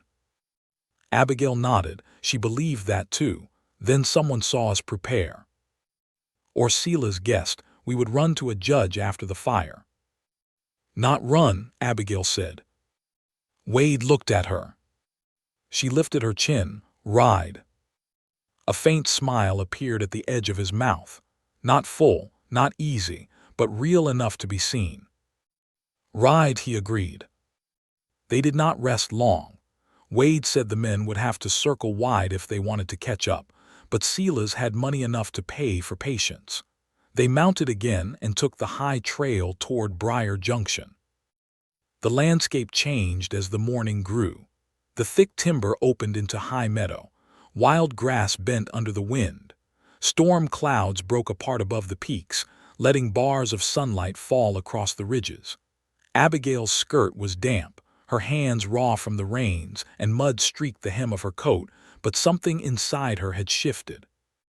She was afraid. But fear was no longer driving the wagon of her life alone. Beside her, Wade rode silent, scanning the land ahead. She watched him when he was not looking. The bruise near his eye had darkened. Soot still marked the cuff of his shirt from the barn fire. His shoulders carried too much. Lydia, the fire, the forced marriage, the papers, her father's name, the danger on the road. Yet he did not complain. He did not make his protection a debt she must pay back with gratitude. That was new to her. After another hour, they stopped near a spring to water the horses. Abigail knelt at the edge and washed mud from her hands. The water was cold enough to sting. Wade checked Pearl's legs, then Jonah's, moving with quiet care. "You should drink," he said. "So should you." "I did." "When?" He paused. Abigail looked at him over her shoulder. Wade took off his hat, realized again that he had lost it, then looked almost offended by the empty gesture. Abigail stared at him. Then she laughed. It surprised them both. The sound came out small at first, then fuller, carried away by the spring water and the wind. Wade stood still with one hand in his hair where his hat should have been, looking so serious about having no hat that Abigail could not stop. "It is not funny," he said. "It is a little funny. That was a good hat. I am sure the pine tree will value it." His mouth twitched. "You are hard-hearted, Mrs. Harrington." The name should have felt strange. It did, but not as strange as before.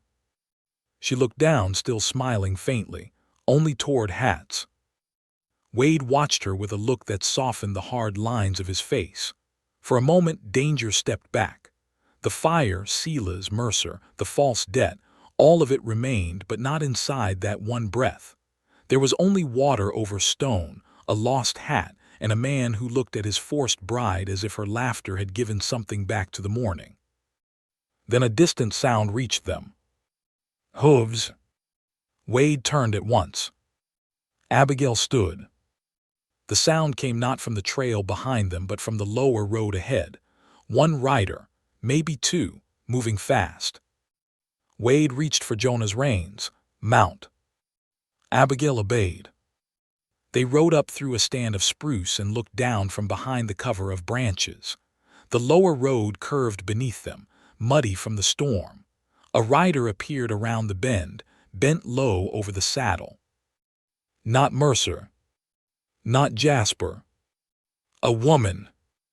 Her gray hair had come loose from its pins, and her dark dress was splattered with mud to the waist. She rode like someone who had not ridden hard in years but had no intention of stopping. Abigail leaned forward. "Mrs. Price." "The boarding-house keeper." "Eli's mother." Wade cursed softly under his breath, not at the woman but at the danger following her. She should not be here. Mrs. Price looked over her shoulder as she rode. A second horse came around the bend behind her. Jasper Cole. His red bandana flashed at his throat. Abigail's blood chilled. Wade did not wait. He sent Jonah down the slope at an angle, cutting toward the road. Abigail followed on Pearl, branches whipping past her face. Mrs. Price saw them and pulled her horse hard, nearly losing her seat. "Abigail," she cried. Jasper saw Wade and reined in sharply.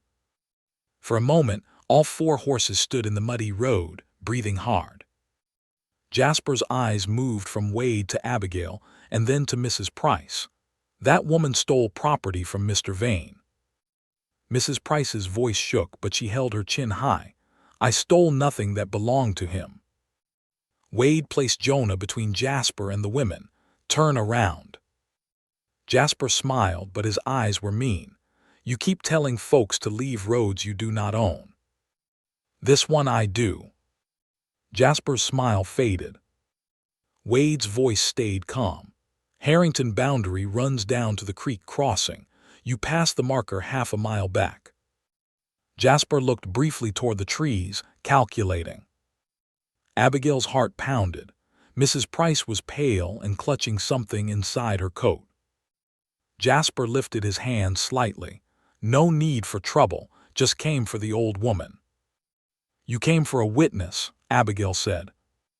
His eyes snapped to her. For the first time, she saw surprise there. Not because she was right. Because she had spoken. Abigail sat straighter in the saddle. Did Silas send you because she found another page, or because she knows who changed the note?" Jasper's face hardened. Mrs. Price let out a small sound beside her. Wade did not look back, but Abigail saw his shoulders shift. He had heard it too. There was more. Mrs. Price knew more. Jasper's hand drifted toward his coat. Wade's voice cut through the road. "Do not." The word was quiet, but Jonah stepped forward beneath him, and Jasper's horse moved back as if feeling the warning before the man did. Jasper's hand stopped. Rainwater dripped from the brim of his hat. His eyes moved over them, counting what he could win and what it might cost. Then he spat into the mud. "Vane says court will not save you," he said. "Paper burns easy." "So do barns," Abigail said, "but ours is still standing." Wade's head turned just enough for her to see the edge of his expression. Pride again. Jasper looked at her with something like hate. Then he pulled his horse around. "This is not finished." "No," Wade said, "it is not." Jasper rode away, back toward the valley. No one moved until the sound of his horse faded. Then Mrs. Price sagged in the saddle. Abigail rode close.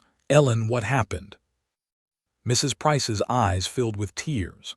Her hands shook as she pulled a folded paper from inside her coat. "I should have spoken at the wedding," she said. "Lord forgive me, I should have spoken before they put that ring on your hand." Abigail's heart clenched. "What is that?" Mrs. Price held out the paper. Wade reached for it, then stopped and let Abigail take it instead. It was a receipt, signed by Silas Vane, marked with Thomas Reed's name. Paid in full. For several seconds, Abigail could not understand the words because they were too large, too impossible, too cruel in what they meant. Paid in full. Her father had not left her in debt. Her marriage had not settled an obligation. It had covered a crime. Mrs. Price began to cry. "Your father paid him before he died, child. I saw the receipt. Silas told me it was business that did not concern me. Then after your father passed, the receipt disappeared and the note changed, and I was too afraid. I am so sorry." Abigail stared at the paper. The road, the trees, the horses, even Wade's steady presence beside her seemed to pull away. Paid in full. Every humiliation in the church, every whisper in town, every stolen piece of her mother's trunk, every night she had lain awake thinking her father died owing what she could never repay. All of it had been built on a lie. Wade's voice came low beside her. "Abigail." She looked up at him.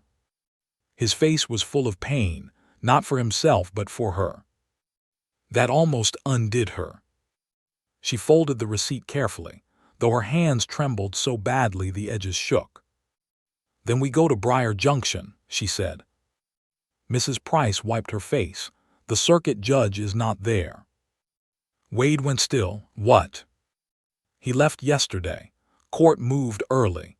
He is riding to Mercy Ridge tomorrow because Silas petitioned for a hearing." Abigail felt the meaning land. Silas had moved first. Wade's jaw hardened. "What kind of hearing?" Mrs. Price swallowed. "To dissolve your marriage," she whispered. "He claims Mr. Harrington forced the arrangement in bad faith and that Abigail should be returned to his legal custody until the debt is settled." The words turned the morning cold. Abigail gripped the receipt in her fist. Wade's voice was quieter than she had ever heard it. "Over my dead body." Abigail looked at him. "No," she said. He turned. She lifted the receipt between them, over the truth. The wind moved through the trees above the road. Somewhere far off, thunder rolled again, though the storm had passed. They had been riding toward a judge. Now the judge was riding toward the trap. And if they did not reach Mercy Ridge before Silas Vane stood in court, he would use the law to steal Abigail a second time. They turned back toward Mercy Ridge, with the truth folded inside Abigail's coat. Not just one truth now, but three. The altered debt note, the hidden ledger page, the receipt marked paid in full. Each paper was thin enough to tear with 2 fingers, yet together they felt heavier than stone. Abigail kept one hand pressed against them as Pearl climbed the muddy road, as if her own body could keep the past from being stolen again. Mrs. Price rode between Abigail and Wade, pale from fear and hard riding, but with a look in her eyes that had not been there when Jasper chased her. Shame still lived there. So did worry. But beneath both was something firm. A woman who had been silent too long and was finished with it. Wade led them off the lower road before the next bend and up through a narrow deer trail that cut across the ridge. Abigail did not ask how he knew it. She was beginning to understand that Wade Harrington knew the mountain the way other men knew their own hands. Every hidden pass, every washed-out dip, every place a rider could disappear if followed. They rode fast but not reckless. The horses had already worked hard that morning. Mercy Ridge lay hours away, and Sela's Vane's hearing would begin the next day, likely before noon if the judge arrived early. If they pushed the horses too far and lost one, the truth might never reach the courthouse in time. The thought made Abigail's chest tight. "Will the judge listen?" she asked as they came out into a high meadow streaked with sunlight. Wade rode beside her now. His eyes scanned the tree line. Judge Calloway has a reputation for listening to paper before people. That does not sound comforting. It is if your paper is stronger. Abigail looked down at the place where the documents rested. And if Sela's has more paper? He will. She turned to him. You sound certain. Men like Sela's always bring enough paper to make a lie look dressed for church. Mrs. Price gave a weak, breathless laugh, then covered her mouth as if laughter had surprised her. That is the truest thing I have heard all year. Abigail looked at the older woman. Ellen, why did you keep the receipt? Mrs. Price's smile faded. The horses moved through wet grass, the sound soft beneath them. For a while, the only answer came from the wind. I did not keep it for noble reasons, Mrs. Price said at last. I wish I could tell you I was brave. I was not. I found it the week after your father died. Sela's had taken the parlor at my boarding house for a meeting with his clerk. He left papers behind. I saw Thomas Reed's name. Her hands tightened on the reins. I knew what it meant, or I feared I did, so I put it in my apron before Sela's came back. I thought I would show the preacher. Then Jasper Cole started asking questions. Sela's dismissed me from cleaning his office. A man followed Eli home from school. Her voice trembled. I hid the receipt under a loose board in my pantry and told myself I was waiting for the right time. Abigail said nothing. Mrs. Price looked at her, tears shining again. The right time came and went, child. It came when you stood in that church. It came when they put you in that wagon. It came every day after. I am sorry. Abigail's first feeling was anger. It rose sharp and bright. Ellen Price had known. Maybe not everything, but enough to doubt, enough to question, enough to step forward when Abigail had stood alone in a borrowed dress with the whole town watching. Then Abigail saw Eli's young face in her mind. The boy riding up the mountain, scared but loyal. She saw Mrs. Price chased by Jasper Cole on a muddy road. She heard the tremble in the older woman's voice when she said a man had followed her son home from school. Fear was not always cowardice. Sometimes fear was a mother measuring one child's safety against another's justice and hating herself either way. Abigail swallowed the anger, not because it was wrong, but because it was not the whole truth. You came now, she said. Mrs. Price nodded, tears slipping down her lined cheeks. Too late. No, Abigail said, almost too late. The older woman closed her eyes once, as if those 3 words had struck deeper than blame would have. Wade looked at Abigail for a brief moment. He said nothing, but the look carried warmth and respect, and she felt it settle somewhere inside her like a hand against her back. They rode until the sun leaned westward. Near mid-afternoon, they stopped at an abandoned line shack hidden below a shelf of granite.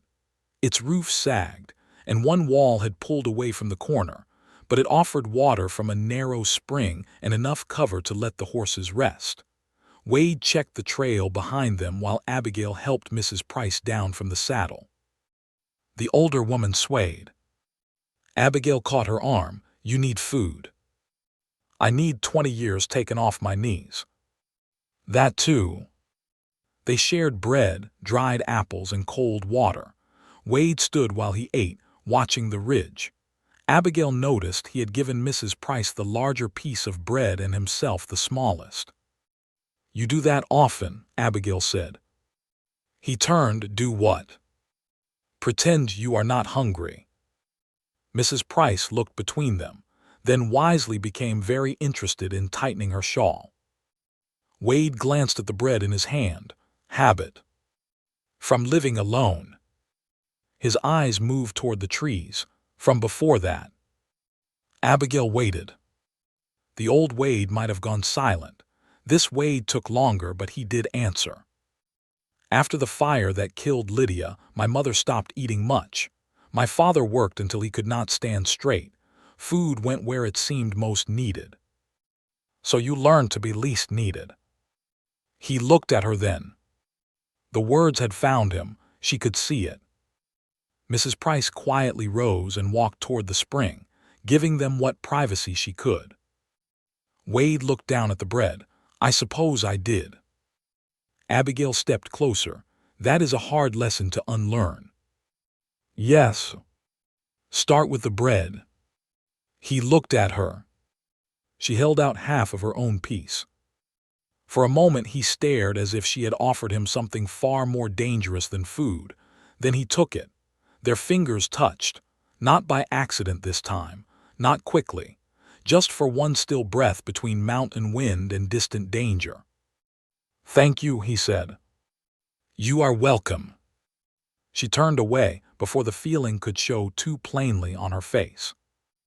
They left the shack before the shadows grew long.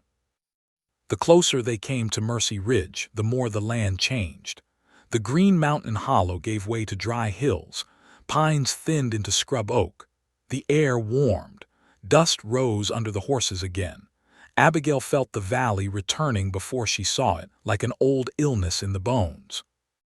Near sunset, Wade stopped them below a ridge overlooking the town. Mercy Ridge lay spread beneath them in gold light. The church, the mercantile, the boarding house, the bank, the courthouse with its square front and flagpole. Smoke curled from chimneys. Wagons moved slowly along the street. From up here it looked almost peaceful. Abigail knew better. The town had watched her be taken. Tomorrow it would gather to watch Silas try again. Mrs. Price sat very still on her horse. "He will have the courthouse full." "Yes," Wade said. Abigail looked at him. "Can we go to Judge Calloway tonight?" "If he has arrived." "And if Silas already has him?" Wade's jaw tightened. "Then we make sure he hears us before the town does." Mrs. Price shook her head. "Silas will have men at the hotel. He always puts important visitors there, then feeds them supper and talks until they see the world his way." Abigail studied the town below. She knew Mercy Ridge. She knew its habits. The judge would be at the hotel if Silas had arranged it. The front entrance would be watched. The back alley ran behind the kitchen. Mrs. Darrow's mercantile yard opened near the side stairs. The hotel cook, Betsy Lane, had once let Abigail sleep near the stove during a winter cold snap when the boarding house attic roof leaked. Abigail turned to Wade. "We go through the kitchen." Wade looked at her. "Betsy Lane works evenings," Abigail said. "She hates Silas because he never pays his hotel tab on time." Mrs. Price nodded. "That is true. Betsy once said if Silas choked on a biscuit, she would charge him for the water." Wade blinked. Abigail looked at him. "Do not laugh." I was not. You wanted to. A little. For one brief moment, the weight lifted. Then the courthouse bell rang below them, and the sound moved over the valley like a warning. They waited until full dark. Wade left the horses at the old livery shed behind a blacksmith shop owned by a man who owed him a favor. He did not explain the favor, and Abigail did not ask. Mrs. Price wrapped a dark shawl around her gray hair. Abigail tucked the oilskin packet tighter inside her coat. Wade walked close, but not in front of her. That too she noticed. They moved through back alleys lit by thin strips of lamplight. Mercy Ridge smelled the same as always.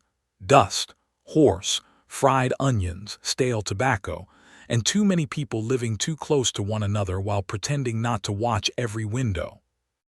At the hotel kitchen door, Abigail knocked twice, paused, then once more. The door opened a crack. A round-faced woman with tired eyes peered out, holding a rolling pin like a club. Kitchen is closed. Betsy, Abigail whispered. It is Abigail Reed. The woman's eyes widened. Then she looked at Wade, at his bruised face, at Mrs. Price, and opened the door just enough for them to slip inside. Well, Betsy said, shutting it quickly, this is either trouble or the answer to my prayers, and I am too tired to guess which. Maybe both, Abigail said. Betsy looked at her for a long second. Something softened in her face. You look stronger than when they took you up that mountain. Abigail swallowed. I am. Wade glanced at her, and she felt his look like firelight. Judge Calloway, Wade asked. Room 6, Betsy said. Silas had supper with him an hour ago. Left 2 men in the front hall pretending to enjoy cigars. She snorted. Neither knows how to smoke without looking foolish. We need to see him, Abigail said. Betsy studied her. With what? Abigail touched her coat. The truth. The cook held her gaze, then nodded once. Backstairs, they creak on the 3rd step. Skip it. They climbed in darkness, one by one, careful and silent. Abigail skipped the 3rd step. Wade came behind her. Mrs. Price followed, breathing hard but determined. At room 6, Wade lifted his hand to knock. Abigail touched his sleeve. He looked at her. She shook her head gently and stepped forward herself. This was her father's name, her stolen life, her truth. She knocked. After a moment, a man's voice called, Who is it? Abigail's heart beat hard enough to hurt. Abigail Harrington, she said, then steadied her voice. Daughter of Thomas Reed, I have evidence for tomorrow's hearing. Silence. Then the door opened. Judge Calloway was older than Abigail expected, with silver hair, a narrow face, and sharp eyes behind small spectacles. He looked at Abigail first, then Wade, then Mrs. Price. His expression did not reveal much. That hearing is scheduled for morning, he said. Then morning may be too late, Abigail answered. The judge's brows lifted slightly. Wade did not speak for her. That gave Abigail courage. She pulled the oilskin packet from inside her coat and held it out. Silas Vane lied about my father's debt. He changed the amount after my father died. He used that lie to force my marriage. And tomorrow he means to use the court to take me back under the same false claim. Judge Calloway did not take the packet at once. You understand the seriousness of that accusation. Abigail lifted her chin. I understand the seriousness of what was done to me. The judge looked at her for a long moment. Then he stepped aside. Come in. They entered the room. For the next hour, the truth unfolded under lamplight. Mrs. Price gave her statement, voice trembling at first, then stronger as she spoke of the receipt, the hidden ledger page, and the day Silas dismissed her. Wade explained the settlement terms and the threat from Jasper Cole. Abigail showed her father's letters and pointed to the signature differences with hands that no longer shook. Judge Calloway listened. He asked questions that cut clean and deep. Dates, witnesses, locations, who saw the original note, who benefited from the altered amount. Why did Silas petition to dissolve a marriage he had arranged? At that question, Wade finally spoke. Because Abigail started reading the papers. The judge turned to him. "And you, Mr. Harrington, what do you want from this court?" Wade looked at Abigail. "Not at the judge. That depends on what my wife wants." Abigail's breath caught. The room went still. Judge Calloway watched them both. Mrs. Harrington. The question opened before her like a road. What did she want?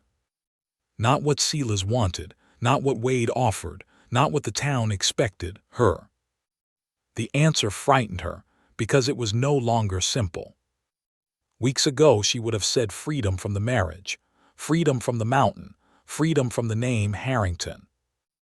But now she thought of Wade's hand offering a key, his voice outside the barn, his grief by the fire, his choice to stand back while she knocked on this door herself. She thought of the room that was hers and the ranch that had begun to feel less like a sentence and more like soil under her feet. "I want my father's name cleared," she said. "I want Silas Vane's claim ended. I want every paper he used against me brought into the open." The judge nodded slowly. "And the marriage?" Abigail felt Wade go very still beside her. She did not look at him yet. "The marriage began without my choice," she said. "I want the court to say that plainly." Judge Calloway dipped his head once, and after that. Only then did Abigail turn to Wade. His face was calm, but his eyes were not. He was prepared to lose her if that was what her freedom required. She could see it. He would open the door himself and call it justice even if it broke him. That knowledge reached deeper than any promise could have. "After that," Abigail said softly, "I will decide what my life is, no one else." Wade's eyes held hers. Something passed between them, not a vow, not yet, but the first honest shape of one. Judge Calloway removed his spectacles and folded them carefully. "Then tomorrow," he said, "Mr. Vane will answer more questions than he came prepared to face." A hard knock struck the door. Everyone froze. Another knock came. Then Silas Vane's voice sounded from the hall, smooth and cold. "Judge Calloway, forgive the hour. I have been told my niece by marriage has come to trouble you with mountain lies." Wade stepped toward the door. Abigail caught his sleeve. "No," she whispered. He looked at her. She lifted her chin and moved in front of him. "If this moment made your heart rise, stay with Abigail now, because the girl they dragged into a forced wedding is about to face the man who built her cage." Judge Calloway opened the door. Silas Vane stood in the hall with Jasper Cole behind him. His eyes found Abigail. For the first time since she had known him, Silas looked surprised. Then Abigail held up the receipt marked paid in full. And the surprise on his face turned into fear. Silas Vane stared at the receipt in Abigail's hand, as if the paper had risen from a grave. For one breath, the hallway outside Judge Calloway's room went so silent that Abigail could hear the low hiss of the lamp behind her. Jasper Cole stood over Silas's shoulder, his eyes moving from the receipt to Wade, then to Mrs. Price, measuring danger the way he always did. But Silas was not measuring. Silas was remembering. Abigail saw it in the sudden tightness around his mouth, the brief loss of color beneath his polished confidence. It lasted only a moment. Men like Silas Vane did not become powerful by letting fear stay visible. He smiled. It was the same smile he had worn on her porch after her father's burial. "My dear girl," he said, "you have been misled." Abigail's fingers tightened around the receipt, but her voice stayed even. "Then you will have no trouble explaining this paper tomorrow." Silas looked past her to the judge. Your Honor, this is highly irregular. This young woman is under emotional strain. Her husband has clearly influenced her against her own family interest. Wade's hand flexed at his side. Abigail felt him behind her, still and ready, but he did not speak. Judge Calloway stepped into the doorway. Mr. Vane, I have heard enough tonight to require answers in open court. Silas's eyes sharpened. From stolen papers. Mrs. Price moved forward, trembling but determined. Not stolen, saved. Silas turned on her with quiet venom. Ellen Price, I should have known. The older woman flinched but did not step back. Yes, you should have known a woman who scrubs floors still has eyes. Jasper Cole gave a low warning sound, but Wade's gaze pinned him where he stood. Judge Calloway's voice cut through the hall. Mr. Cole, you will remove your hand from your coat or I will summon the marshal sleeping downstairs. Jasper's hand dropped. Silas's smile thinned. There is no need for theater, Judge. I agree, the judge said. Tomorrow morning, bring the original debt note, the marriage settlement, and any ledger concerning Thomas Reed. If you fail to produce them, I will take that failure into account. Silas's face hardened. You are allowing these people to turn a lawful hearing into accusation. I am allowing evidence to breathe, Judge Calloway said. Good night, Mr. Vane. Then he shut the door. Abigail stood still, the receipt still raised in her hand, though there was no one left to show it to. Only when the latch clicked did her arm lower. Wade stepped beside her. You held steady. Her laugh came out soft and broken. I thought my knees would give. They did not. No. Mrs. Price sank into the nearest chair, pressing one hand to her chest. Lord help us, that man looked ready to bite through iron. Judge Calloway returned to the table and gathered the papers carefully. He is afraid. Abigail looked at him.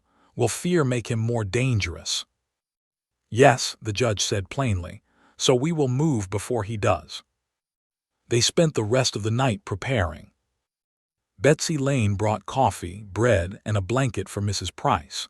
Wade stood near the window, watching the street below. Abigail sat with Judge Calloway and answered every question twice if needed. She spoke of her father's handwriting, of Silas's changed amount, of her mother's trunk being taken, of the forced choice placed before her. The hardest part was saying the wedding had not been chosen. Not because it was untrue. Because Wade stood in the same room. She felt his silence whenever she said it.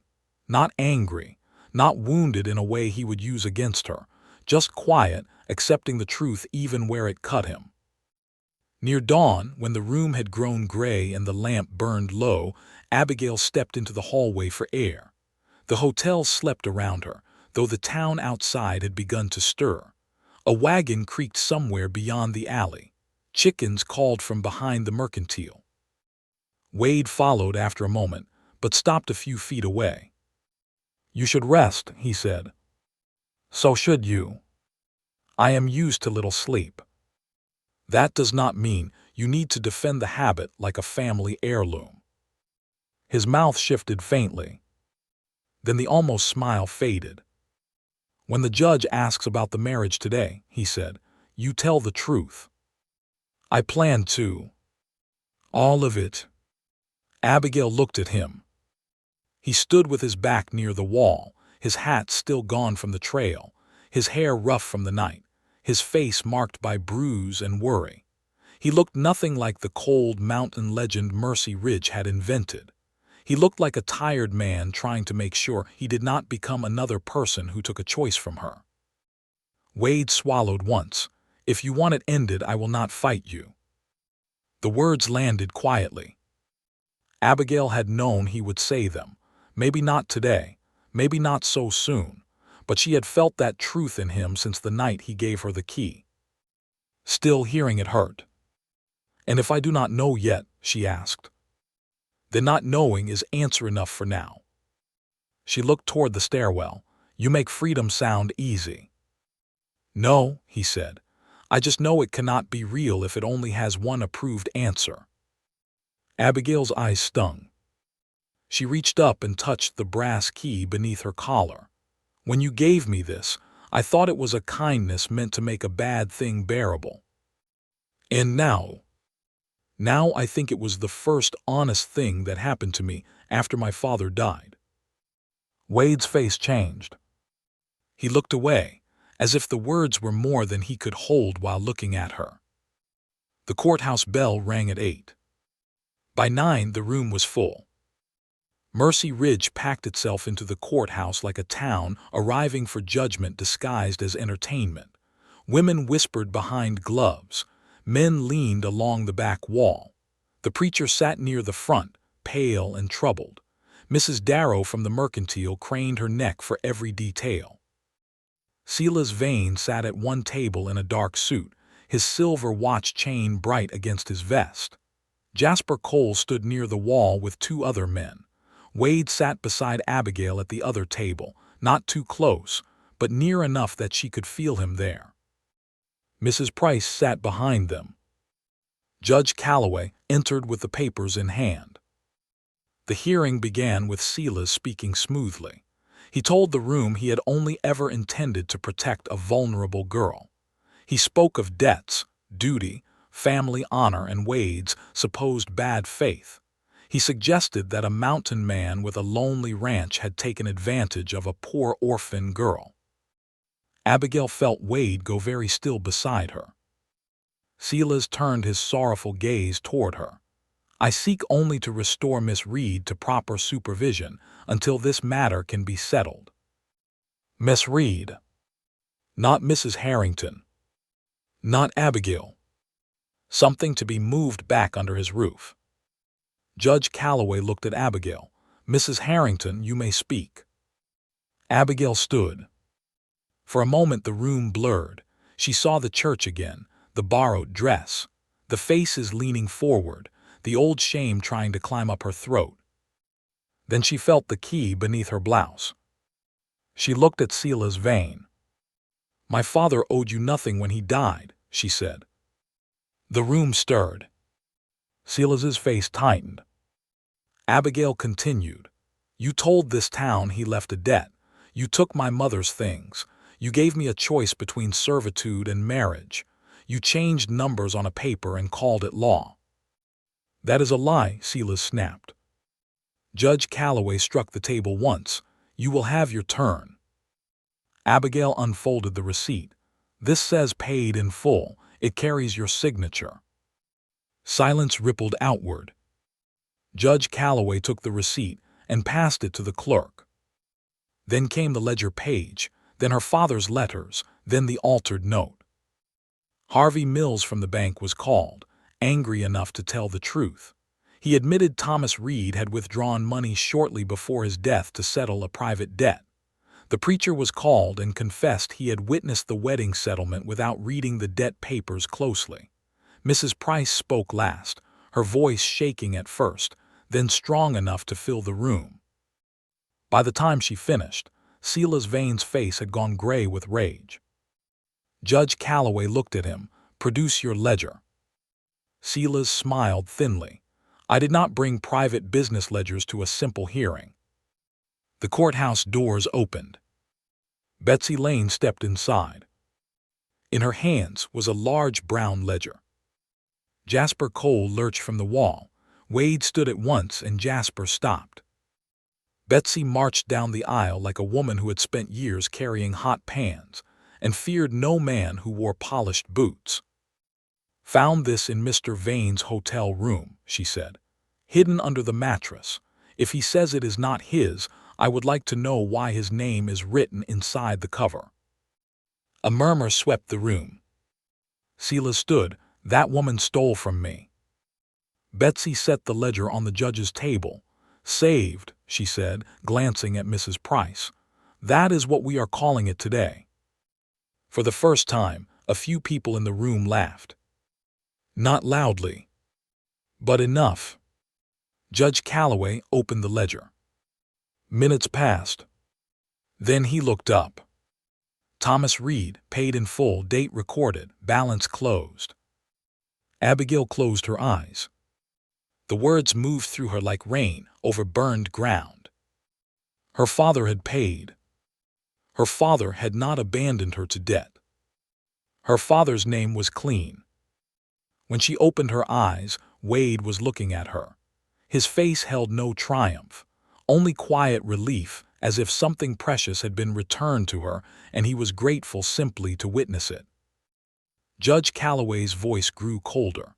"Mr. Vane, this court finds no valid debt against Thomas Reed's estate or Abigail Harrington. Your petition is denied. Furthermore, I am ordering a review of your records and forwarding this matter for criminal inquiry."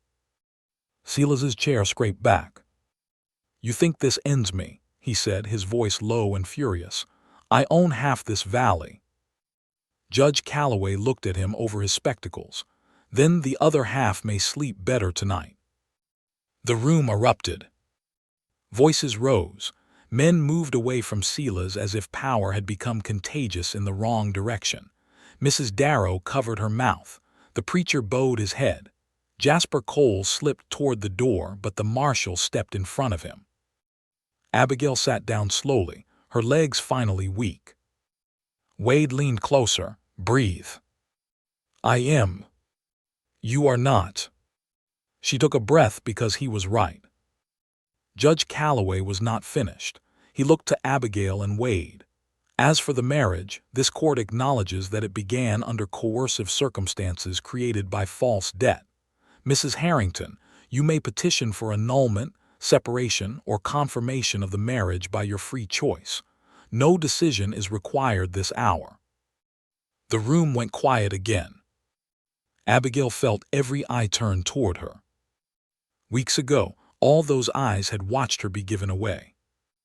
Now they waited to see what she would choose. Wade did not look at the crowd.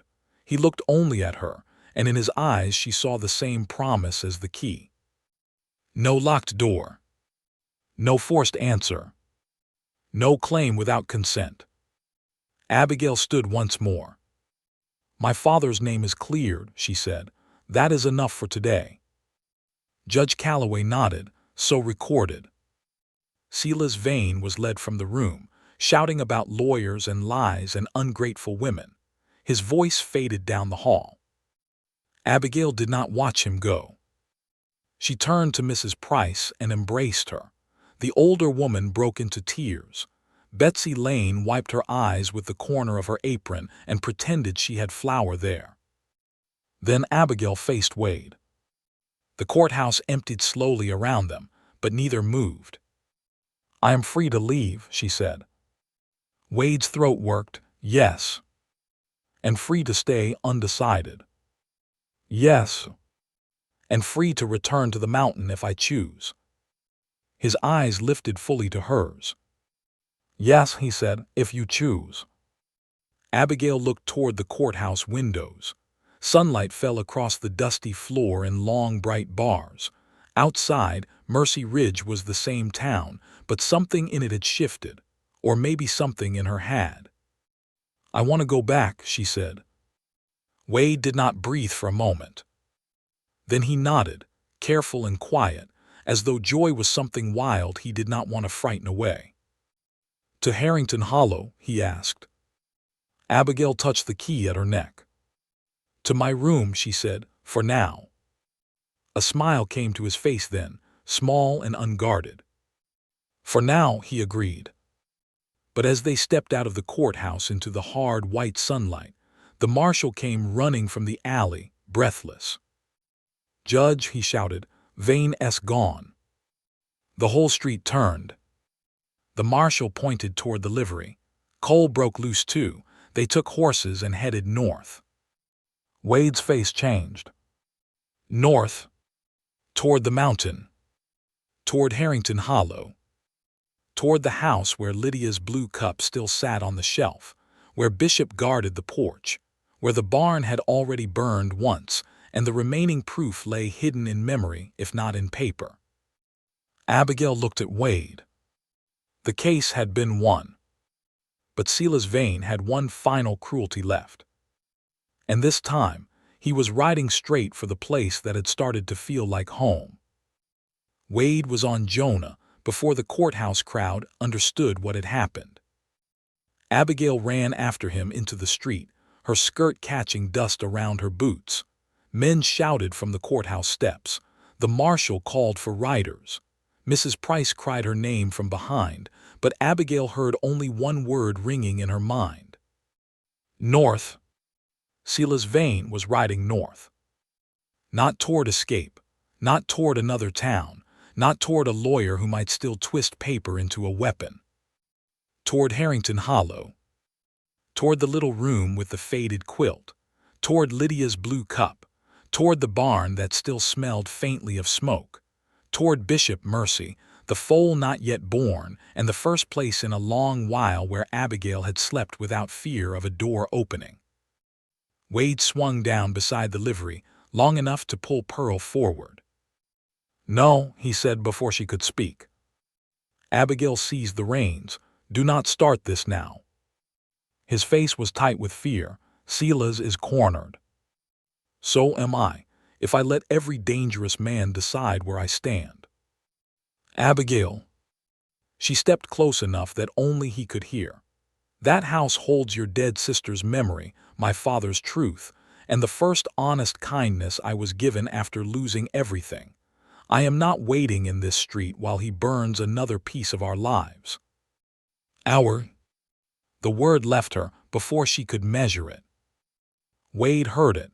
She saw the shock of it pass through his eyes, quick and deep. Then the fear shifted. It did not leave him, but it made room for trust. He handed her Pearl's reins. "Stay beside me," he said. "I will stay where I am useful." For one breath, even with danger pressing around them, Wade almost smiled. "That is what I meant." They rode out of Mercy Ridge with the marshal and 3 townsmen behind them, but Wade and Abigail soon pulled ahead. Wade knew the mountain roads better than any of them. He took the old freight trail, then cut through a creek bed where the horses splashed over stone. Abigail rode low over Pearl's neck, her hands sore, her heart pounding, her eyes fixed on Wade's back. The valley fell away. The air cooled. Pine shadows opened before them. By the time Harrington Hollow came into sight, the sun was beginning to fall behind the western ridge. Gold light spilled across the grass and painted the house in a beauty that almost hurt to see. For one desperate moment, everything looked untouched. Then Bishop barked. Not from the porch. From the barn. Wade reined in hard. Smoke was not rising. No flames showed. But the barn door stood open, and Jonah tossed his head beneath Wade as if he too understood that stillness could be more frightening than fire. Wade lifted one hand, warning Abigail to slow. She did, but she did not stop behind him. They moved into the yard together. "Vane," Wade called. His voice carried across the hollow. No answer. Bishop barked again, fierce and hoarse, from inside the barn. Abigail swung down from Pearl before Wade could stop her. The ground struck hard under her boots. She took 2 steps toward the barn. A voice came from the shadow of the doorway. "Far enough." Sela's Vane stepped into the light with one hand gripping Bishop's collar, and the other holding a lit lantern. Abigail froze. The dog strained, growling low, but Sela's held him tight with a rope twisted cruelly around the leather collar. Jasper Cole stood behind him, face pale and angry, a dark bruise rising along his jaw from the marshal's earlier struggle. In his hand was a second lantern. Behind them, hay had been pulled loose again and scattered near the stall wall. Mercy stamped inside her stall, frightened but alive. Wade became very still. "Let the dog go," he said. Sela's laughed softly. "You mountain men always speak as if the world is waiting to obey." Abigail looked at the lantern flame. It flickered in the evening wind, small and bright and terrible. This was not about winning anymore. Sela's had already lost in court. Now he wanted pain. "You got your hearing," Silas said, eyes moving to Abigail. "You got your little moment in front of the town. Do you feel tall now, girl?" Wade took one step. Jasper lifted his lantern. "Stay back." Wade stopped. Abigail's hands curled at her sides. Silas looked around the yard with disgust. All this trouble for a dead farmer's name and a mountain house. You could have lived well enough if you had stayed grateful. Abigail's fear rose again, but something stronger rose with it. She thought of her father's letters, her mother's thimble, Mrs. Price's shaking hands, Betsy Lane walking into court with the ledger, Wade saying, "That depends on what my wife wants." She was done being spoken to, as if her life were a favor she had failed to appreciate. "My father paid you," she said. Silas's smile died. "Your father was weak." "No," Abigail said. "He was tired. There is a difference." The words struck the yard with more force than shouting would have. Silas's face hardened. "He begged for time," he said. "All men beg when the bank closes and the rain does not come. He was no different. He paid you. And I took what the law let me take. The law did not let you take me." For the first time, Silas looked truly angry. "You were nothing," he snapped. "A penniless girl with no land, no family, and no protection. I gave you a roof." Wade's voice came low. "You gave her a cage." Silas turned on him. "And you gave her what? A mountain grave, a room with a lock and some flowers on a sill, and suddenly you are noble." Wade's face flickered, but he did not answer. "Abigail did. He gave me a choice." Silas looked back at her. "He gave me a key," she said. "He gave me my mother's thimble. He gave me room to be angry. He stood beside me without speaking over me. You will never understand the value of that because you only know how to own things." Silas's grip tightened on Bishop's collar. The dog growled. Abigail saw the small movement in Wade's hand, a warning, a plan forming. She looked at the barn. Mercy's stall sat to the left. The scattered hay lay near the right wall. Jasper stood too close to it. Silas held the dog near the center doors. The wind moved from the west, pushing smoke or flame away from the house, but into the barn if the hay caught. The water barrel stood near the corner, still half full from the last fire. Wade's eyes met hers. Only for a second. Enough. He looked toward the barrel. Abigail understood. She took one step forward. Silas jerked the lantern up. "Do not." "I am not coming for you," Abigail said. Her voice was calm, though her heart beat wildly. "I am coming for Bishop. You think I will hand him over because you ask sweetly." "No," she said. "I think you will keep talking because silence scares you." Jasper gave a nervous laugh. "Mr. Vane, we ought to go." "Quiet," Silas snapped. That was all Wade needed. Jonah lunged sideways under his command, not toward Silas but toward Jasper. The sudden movement startled Jasper's horse, tied just beyond the barn door. The animal pulled back hard, knocking into Jasper's shoulder. His lantern swung. Abigail ran. Not toward Silas. Toward the water barrel. "Now," Wade shouted. Abigail seized the bucket beside the barrel and threw water hard across the scattered hay. Jasper cursed as the splash struck his boots, and the lantern flame sputtered. Wade was off Jonah and across the yard in 3 strides. He caught Jasper by the coat and shoved him away from the hay before the man could regain his balance. Silas released Bishop to lift the lantern higher. That was his mistake. Bishop twisted free and drove into his legs with the full force of a loyal dog who had waited long enough. Silas staggered backward, the lantern flying from his hand. It struck the mud, flame hissing out before it could catch. Abigail grabbed Bishop's rope and pulled him clear. "Good boy," she gasped. "Good boy." Silas scrambled up, mud on his fine coat, rage breaking through every polished piece of him. "You think this ends with a dog and a bucket?" he shouted. "No," a voice called from the road. "It ends with witnesses." The marshal rode into the yard, with the 3 townsmen behind him. Mrs. Price was with them too, holding to the saddle like her bones ached, but her eyes bright. Betsy Lane sat behind one rider, apron still on, hair coming loose, looking as if she had marched straight out of the hotel kitchen into judgment. Silas turned. For the first time, there was nowhere left for his smile to stand. Jasper tried to run. Wade caught him before he reached the fence. There was a short struggle, more dust than danger, and then the marshal had him by both arms. Silas shouted about property, trespass, conspiracy, and lies, but no one moved to help him. Not one man. The power that had followed him all his life had finally looked around and found no crowd willing to carry it. The marshal bound Silas's hands.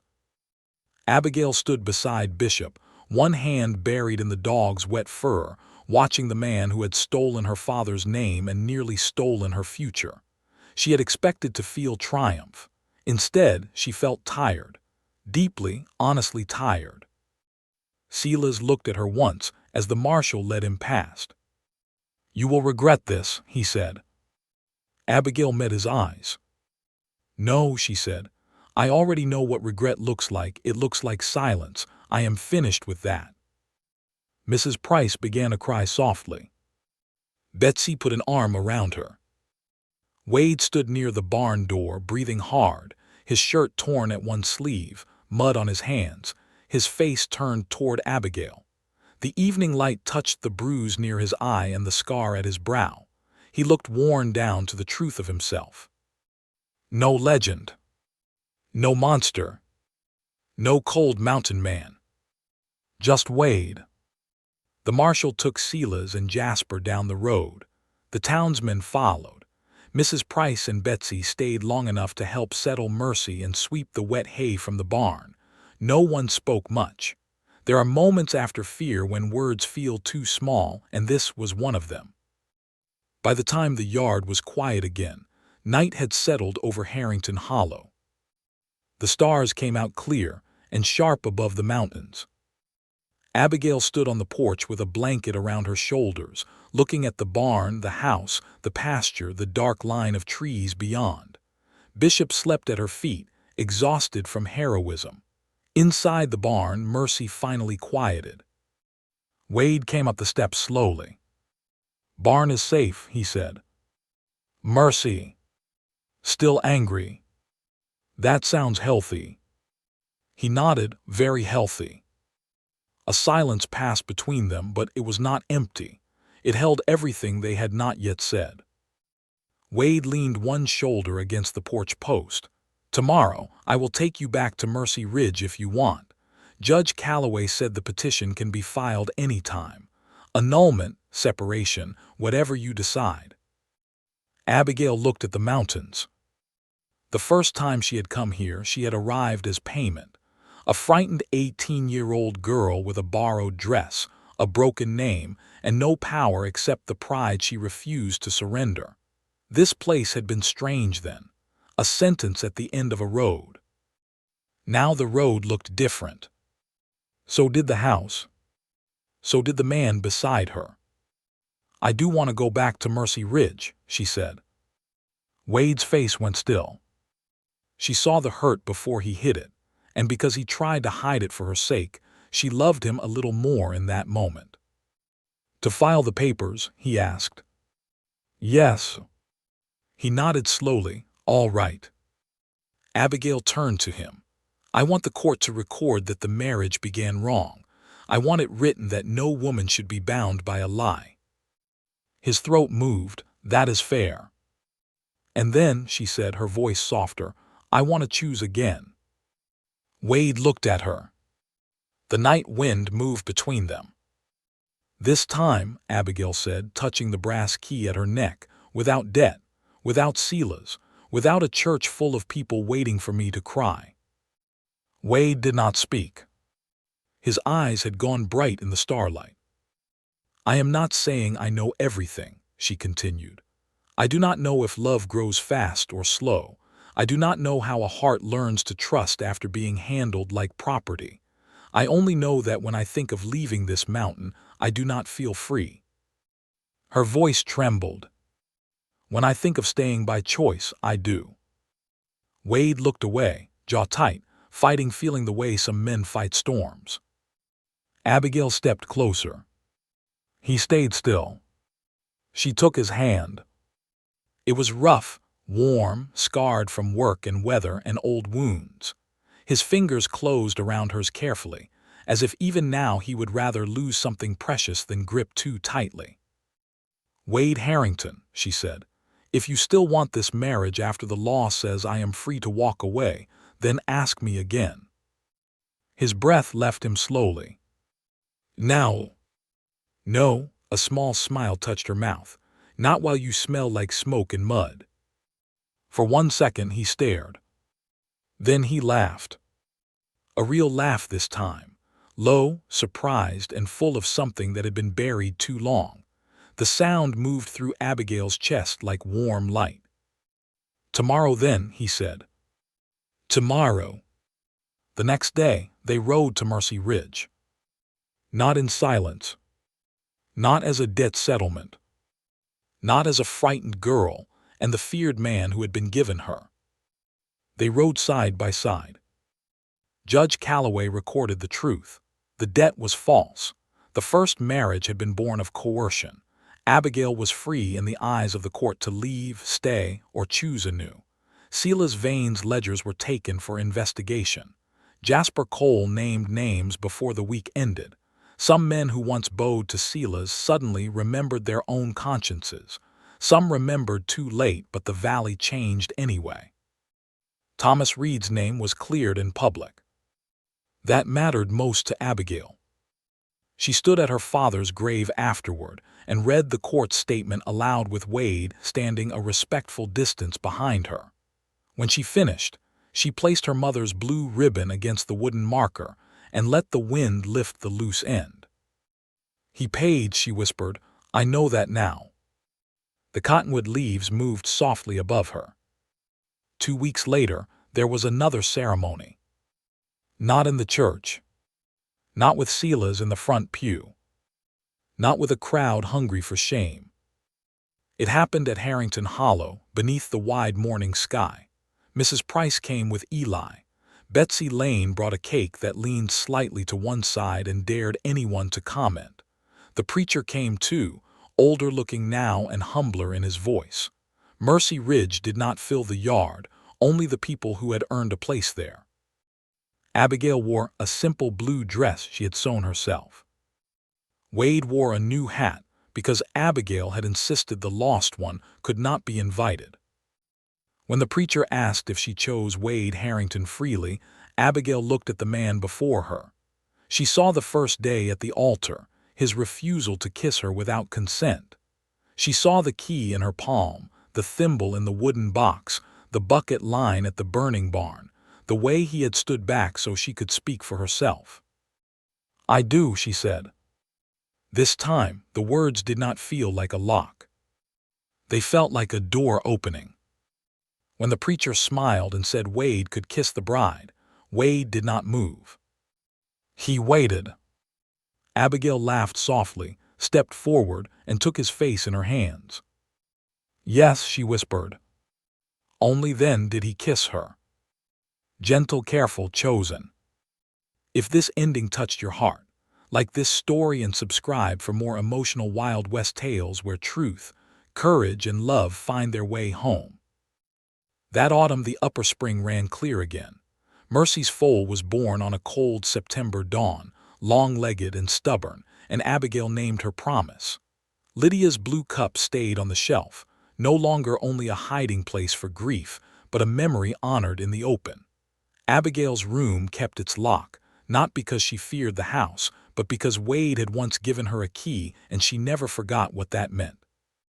Years later, when people in the valley spoke of Wade Harrington, they no longer called him the feared mountain cowboy.